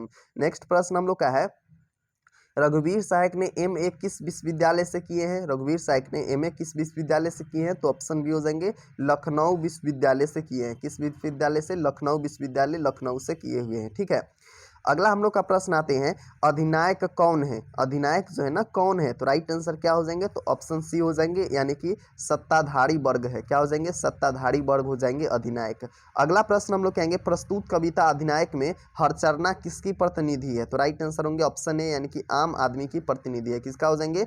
आम आदमी का प्रतिनिधि हो जाएंगे, इसका राइट आंसर। नेक्स्ट प्रश्न हम लोग है, हरचरना कौन है? तो इसका राइट आंसर क्या हो जाएंगे? तो ऑप्शन ए हो जाएंगे, घर का नौकर है। किसका? घर का नौकर हो जाएंगे हरचरना। ठीक है, अगला हम लोग प्रश्न देखेंगे। नेक्स्ट हम लोग का प्रश्न 11 नंबर है कि अधिनायक शीर्षक कविता किस पर व्यव्य है? अधिनायक शीर्षक कविता किस पर व्यव्य है? तो राइट आंसर होंगे ऑप्शन ए, यानी कि समकालीन राजनीति पर व्यव्य है। किस पे? समकालीन राजनीति पर व्यव्य हो जाएंगे, इसका राइट आंसर। नेक्स्ट प्रश्न हम लोग कहेंगे, रघुवीर सहायक नई दिल्ली से निकलने वाले किस अखबार से के विशेष संवाददाता थे? तो राइट आंसर हो जाएंगे ऑप्शन नंबर क्या चीज? तो इसका ऑप्शन नंबर ए हो जाएंगे, नव भारत टाइम्स हो जाएंगे। क्या हो जाएंगे? नव भारत टाइम्स हो जाएंगे, इसका राइट आंसर। नेक्स्ट प्रश्न हम लोग कहेंगे, रघुवीर सहायक का जन्म कब हुआ था? तो राइट आंसर क्या हो जाएंगे? तो ऑप्शन नंबर ए हो जाएंगे, 9 दिसंबर 1929 ईस्वी को हुआ था। कब हुआ था? 9 दिसंबर 1929 ईस्वी का हो जाएंगे, इसका राइट आंसर। नेक्स्ट क्वेश्चन हम लोग का है, रघुवीर सहायक के पिताजी का क्या नाम थे? तो राइट आंसर क्या हो जाएंगे? तो ऑप्शन नंबर बी हो जाएंगे, यानी कि हरदेव सहाय हो जाएंगे। क्या हो जाएंगे? हरदेव सहाय हो जाएंगे, इसका राइट आंसर। नेक्स्ट प्रश्न हम लोग कहेंगे, हंसो हंसो जल्दी हंसो के कवि कौन है? हंसो हंसो जल्दी हंसो के कवि कौन हो जाएंगे? तो ऑप्शन ए हो जाएंगे, रघुवीर सहायक जी हो जाएंगे हंसो हंसो जल्दी हंसो के कवि। ठीक है ना, क्या हो जाएंगे? रघुवीर सहायक जी हो जाएंगे, इसका राइट आंसर। नेक्स्ट प्रश्न हम लोग का है, रघुवीर सहायक किसके प्रधान संपादक थे? तो राइट आंसर हो जाएंगे ऑप्शन नंबर बी, यानी कि दिनमान के प्रधान संपादक कौन थे? तो रघुवीर सहायक जी हो जाएंगे। तो याद आपको रखना है, रघुवीर सहायक जी किसका प्रधान संपादक थे? तो दिनमान का हो जाएंगे राइट आंसर। अगला प्रश्न हम लोग का है, रघुवीर सहायक किस सदी के रचनाकार हो जाएंगे? तो राइट आंसर हो जाएंगे ऑप्शन बी, यानी कि 20वीं सदी के रचनाकार हो जाएंगे। किस सदी के? 20वीं सदी के रचनाकार हो जाएंगे, इसका राइट आंसर। नेक्स्ट क्वेश्चन आएंगे हम लोग का चैप्टर नंबर 11 की तरफ से। चैप्टर नंबर 11 का नाम है प्यारे नन्हे बेटे को, लिखे हुए हैं विनोद कुमार शुक्ल जी। सबसे पहला प्रश्न आते हैं, विनोद कुमार शुक्ल का निवास स्थान कहाँ है? तो राइट आंसर हो जाएंगे रायगढ़ छत्तीसगढ़। क्या हो जाएंगे? रायपुर छत्तीसगढ़ हो जाएंगे, इसका राइट आंसर। ठीक है, नेक्स्ट हम लोग का प्रश्न है, विनोद कुमार शुक्ल ने कौन सी कविता लिखी है? तो राइट आंसर हो जाएंगे ऑप्शन बी, यानी कि प्यारे नन्हे बेटे को कविता लिखी है। कौन लिखे हैं? प्यारे नन्हे बेटे को कविता लिखी हुई है। ठीक है, अगला प्रश्न है, रघुवीर सहायक जो है ना स्मृति पुरस्कार विनोद कुमार शुक्ल को कब जो है ना प्रदान किए थे? तो राइट आंसर क्या हो जाएंगे? तो इसका राइट आंसर हो जाएंगे ऑप्शन नंबर बी, यानी कि 1990 ईस्वी में किए थे। क्या कब किए थे? 1990 ईस्वी में किए हुए थे। नेक्स्ट हम लोग का प्रश्न है, 1999 में विनोद कुमार शुक्ल को कौन सा पुरस्कार प्रदान किया गया था? तो राइट आंसर हो जाएंगे ऑप्शन नंबर क्या हो जाएंगे? साहित्य अकादमी पुरस्कार हो जाएंगे, ऑप्शन नंबर सी। कौन सा? तो साहित्य अकादमी पुरस्कार हो जाएंगे ऑप्शन नंबर सी। नेक्स्ट हम लोग का प्रश्न है, विनोद कुमार शुक्ल का पहला कविता संग्रह लगभग जय हिंद पहचान सीरीज के अंतर्गत कब प्रकाशित हुआ था? तो राइट आंसर होंगे ऑप्शन नंबर ए, 1971 ईस्वी में। कब हुआ था? 1971 ईस्वी हो जाएंगे, इसका राइट आंसर। नेक्स्ट प्रश्न हम लोग का है, विनोद कुमार शुक्ल विश्वविद्यालय में एसोसिएट प्रोफेसर रहे हैं। किस विश्वविद्यालय में एसोसिएट प्रोफेसर रहे हैं? तो राइट आंसर क्या हो जाएंगे? तो ऑप्शन सी हो जाएंगे, इंदिरा गांधी कृषि विश्वविद्यालय में एसोसिएट प्रोफेसर के पद पे रहे हैं विनोद कुमार शुक्ल जी। नेक्स्ट प्रश्न हम लोग का है, प्यारे नन्हे बेटे को कविता किस शैली में लिखी गई है? तो राइट आंसर क्या होंगे? तो ऑप्शन नंबर बी हो जाएंगे वार्तालाप शैली में। किस शैली में? वार्तालाप शैली में इसका राइट आंसर हो जाएंगे। नेक्स्ट प्रश्न हम लोग का है, प्यारे नन्हे बेटे को कविता का नायक कहाँ के रहने वाले थे? तो राइट आंसर होंगे ऑप्शन नंबर बी यानी कि उत्तराखंड के हो जाएंगे। क्या हो जाएंगे राइट आंसर? उत्तराखंड के हो जाएंगे इसका राइट आंसर। नेक्स्ट प्रश्न हम लोग का है, विनोद कुमार शुक्ल को कौन सा पुरस्कार नहीं प्रदान किया गया था? तो राइट आंसर होंगे ऑप्शन नंबर सी यानी कि ज्ञानपीठ पुरस्कार हो जाएंगे राइट आंसर। क्या हो जाएंगे? ज्ञानपीठ पुरस्कार हो जाएंगे इसका राइट आंसर। तो आपको याद रखना है विनोद कुमार शुक्ल को कौन सा जो है ना पुरस्कार नहीं दिया गया था, तो ज्ञानपीठ हो जाएंगे। अगला हम लोग का प्रश्न आएंगे, विनोद कुमार शुक्ल का जन्म कहाँ हुआ था? तो राइट आंसर क्या हो जाएंगे? तो ऑप्शन नंबर डी हो जाएंगे यानी छत्तीसगढ़ में हुआ था। कहाँ हुआ था? छत्तीसगढ़ में हुआ था, इसका राइट आंसर हो जाएंगे। अगला प्रश्न हम लोग का है, विनोद कुमार शुक्ल का जन्म कब हुआ था? तो राइट आंसर हो जाएंगे ऑप्शन नंबर ए यानी कि 1 जनवरी 1937 ईस्वी में हुआ था। कब हुआ था? 1 जनवरी 1937 ईस्वी हो जाएंगे इसका राइट आंसर। अगला प्रश्न हम लोग का है, विनोद कुमार शुक्ल की किस कृति पर मणिकाल ने फिल्म बनाई थी? तो ऑप्शन नंबर हो जाएंगे सी यानी कि नौकरी की कमीज पे, नौकर की कमीज पे हो जाएंगे राइट आंसर। क्या हो जाएंगे? नौकर के कमीज पे हो जाएंगे। प्यारे नन्हे बेटे को कविता में लोहा किसका प्रतीक है? तो राइट आंसर हो जाएंगे ऑप्शन सी यानी कि कर्म का प्रतीक है। क्या चीज का? कर्म का प्रतीक हो जाएंगे लोहा। ठीक है। अगला प्रश्न है, प्यारे नन्हे बेटे को कविता किस संकलन से ली गई है? तो राइट आंसर होंगे ऑप्शन ए यानी कि वह आदमी नया गरम कोट पहनकर चला गया विचार की तरह। ठीक है। अगला हम लोग का प्रश्न आते हैं चैप्टर नंबर 12 के तरफ से। चैप्टर नंबर 12 का नाम है, अशोक वाजपेयी जी लिखे हुए हैं हार जीत। सबसे पहला प्रश्न आते हैं हार जीत चैप्टर की तरफ से, अशोक वाजपेयी जी का मूल निवास स्थान कहाँ पर हो जाएंगे? तो इसका राइट आंसर होंगे ऑप्शन नंबर ए यानी कि सागर मध्य प्रदेश हो जाएंगे। क्या हो जाएंगे? सागर मध्य प्रदेश हो जाएंगे अशोक वाजपेयी जी का मूल निवास। नेक्स्ट हम लोग का प्रश्न है, किसकी विजय हुई? सेना की नागरिकों की। यह पंक्ति किस चैप्टर से ली गई है? तो राइट आंसर क्या हो जाएंगे? तो राइट आंसर हो जाएंगे ऑप्शन नंबर हार जीत चैप्टर से ली गई है। ऑप्शन नंबर ए हो जाएंगे इसका राइट आंसर। ठीक है। नेक्स्ट हम लोग का प्रश्न है, कहीं नहीं वहीं कविता किसके द्वारा रचित है? कहीं नहीं वहीं कविता जो है ना किसके द्वारा रचित है? तो राइट आंसर क्या हो जाएंगे? तो ऑप्शन नंबर बी हो जाएंगे अशोक वाजपेयी जी द्वारा लिखित है। किसके द्वारा? अशोक वाजपेयी जी द्वारा लिखित है। ठीक है। अगला प्रश्न हम लोग कहेंगे, अशोक वाजपेयी जी ने कौन सी कविता लिखी है? तो राइट आंसर होंगे ऑप्शन नंबर बी यानी कि हार जीत कविता लिखी है। कौन सा? हार जीत कविता लिखी हुई है। अशोक वाजपेयी जी का माँ का नाम क्या था? तो ऑप्शन नंबर हो जाएंगे राइट आंसर सी यानी कि निर्मला देवी। क्या हो जाएंगे? निर्मला देवी हो जाएंगी इसका राइट आंसर। ठीक है। अगला प्रश्न हम लोग कहेंगे, अशोक वाजपेयी जी का जन्म कहाँ हुआ था? तो राइट आंसर क्या हो जाएंगे? तो ऑप्शन नंबर हो जाएंगे सागर मध्य प्रदेश। ऑप्शन नंबर हो जाएंगे क्या हो जाएंगे? सॉरी, इसका राइट आंसर हो जाएंगे ऑप्शन नंबर बी यानी कि दुर्ग छत्तीसगढ़ हो जाएंगे राइट आंसर। क्या हो जाएंगे? दुर्ग छत्तीसगढ़ हो जाएंगे इसका राइट आंसर। हार जीत कविता वाजपेयी जी के लिए किस कविता संग्रह से ली गई है? तो राइट आंसर हो जाएंगे ऑप्शन नंबर कहीं नहीं वहीं चैप्टर से लिया गया है। ऑप्शन नंबर ए हो जाएंगे राइट आंसर, कहीं नहीं वहीं चैप्टर से लिया गया है। नेक्स्ट हम लोग का प्रश्न है, अशोक वाजपेयी जी ने किस विश्वविद्यालय से बीए किए हैं? तो राइट आंसर क्या हो जाएंगे? तो ऑप्शन नंबर डी हो जाएंगे सागर विश्वविद्यालय से किए हुए हैं। किस विश्वविद्यालय से? सागर विश्वविद्यालय से किए हुए हैं। अशोक वाजपेयी जी ने किस कॉलेज से एमए किए हैं? तो इसका राइट आंसर क्या हो जाएंगे? तो ऑप्शन नंबर बी हो जाएंगे यानी कि सेंट स्टीफेंस कॉलेज से दिल्ली से किए हुए हैं। ठीक है। नेक्स्ट हम लोग का प्रश्न है, अशोक वाजपेयी जी ने किस विश्वविद्यालय के कुलपति रह चुके हैं? तो राइट आंसर क्या हो जाएंगे? तो ऑप्शन नंबर हो जाएंगे बी महात्मा गांधी अंतर्राष्ट्रीय हिंदी विश्वविद्यालय के हो जाएंगे राइट आंसर। नेक्स्ट हम लोग का प्रश्न है, हार जीत कविता में उत्सव कौन मना रहे हैं? तो राइट आंसर क्या हो जाएंगे? तो ऑप्शन नंबर हो जाएंगे सी यानी कि शासक दल। क्या हो जाएंगे? शासक दल हो जाएंगे इसका राइट आंसर। नेक्स्ट प्रश्न है, हार जीत कैसी कविता है? तो राइट आंसर क्या हो जाएंगे? तो ऑप्शन नंबर हो जाएंगे बी यानी कि गद्य कविता है। क्या हो जाएंगे? गद्य कविता हो जाएंगे हार जीत। नेक्स्ट हम लोग का प्रश्न है, मशक वाला क्या कर रहा है? तो राइट आंसर क्या हो जाएंगे? तो ऑप्शन नंबर हो जाएंगे ए यानी कि सड़क सींच रहा है। ठीक है। ऑप्शन नंबर ए हो जाएंगे सड़क सींच रहा है यहाँ पर। ठीक है। अगला प्रश्न हम लोग कहेंगे, अशोक वाजपेयी जी का जन्म कब हुआ था? तो राइट आंसर क्या हो जाएंगे? तो ऑप्शन नंबर हो जाएंगे ए 16 जनवरी 1941 ईस्वी को हुआ था। कब हुआ था? 16 जनवरी 1941 ईस्वी को हुआ था। अशोक वाजपेयी जी के पिताजी का क्या नाम थे? तो राइट आंसर हो जाएंगे ऑप्शन नंबर हो जाएंगे बी यानी कि परमानंद वाजपेयी जी हो जाएंगे। क्या हो जाएंगे? परमानंद वाजपेयी जी हो जाएंगे। ठीक है। अगला प्रश्न हम लोग कहेंगे, अशोक वाजपेयी जी ने किस पत्रिका का संपादन किए हैं? तो राइट आंसर क्या हो जाएंगे? तो पूर्व जो है ना पूर्व ग्रह कविता को जो है ना संपादन किए हैं। ठीक है। नेक्स्ट हम लोग का चैप्टर है, उसका नाम क्या है? तो गांव का घर, जिसको लिखे हैं ज्ञानेंद्र पति जी। चलिए वीवीआई क्वेश्चन देखते हैं हम लोग उस चैप्टर का भी।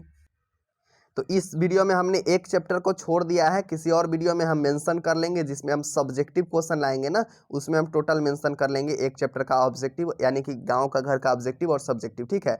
तो अगर आप जो है ना जितना भी हम चैप्टर बताए हैं, टोटल एक चैप्टर से लेकर के 26 चैप्टर तक के लगभग 500 से 600 ऑब्जेक्टिव क्वेश्चन बताए हैं आपको। अगर आप चाहते हैं कि एक चैप्टर से लेकर के 26 चैप्टर तक है ना उसका वीवीआई सब्जेक्टिव क्वेश्चन भी देखें, तो आप चैनल को सब्सक्राइब कर लीजिएगा। नेक्स्ट वीडियो उसी चैप्टर पे आएगी, ठीक है, और उसी टॉपिक पर आएगी, जिसमें हम टोटल आपको 50 से जो है ना 80 बताएंगे सब्जेक्टिव क्वेश्चन, आंसर भी बताएंगे, उसका पीडीएफ भी देंगे, ठीक है।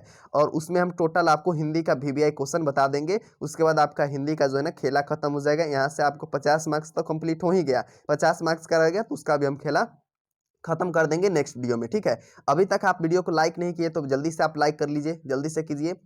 चलिए, लाइक कर लिए होंगे, ठीक है। अब चैनल को सब्सक्राइब कर ही लिए होंगे, क्योंकि हम सब्जेक्टिव क्वेश्चन नेक्स्ट वीडियो लाएंगे तभी तो नोटिफिकेशन जाएगी ना, तो बेल आइकन को भी ऑल कर लीजिएगा।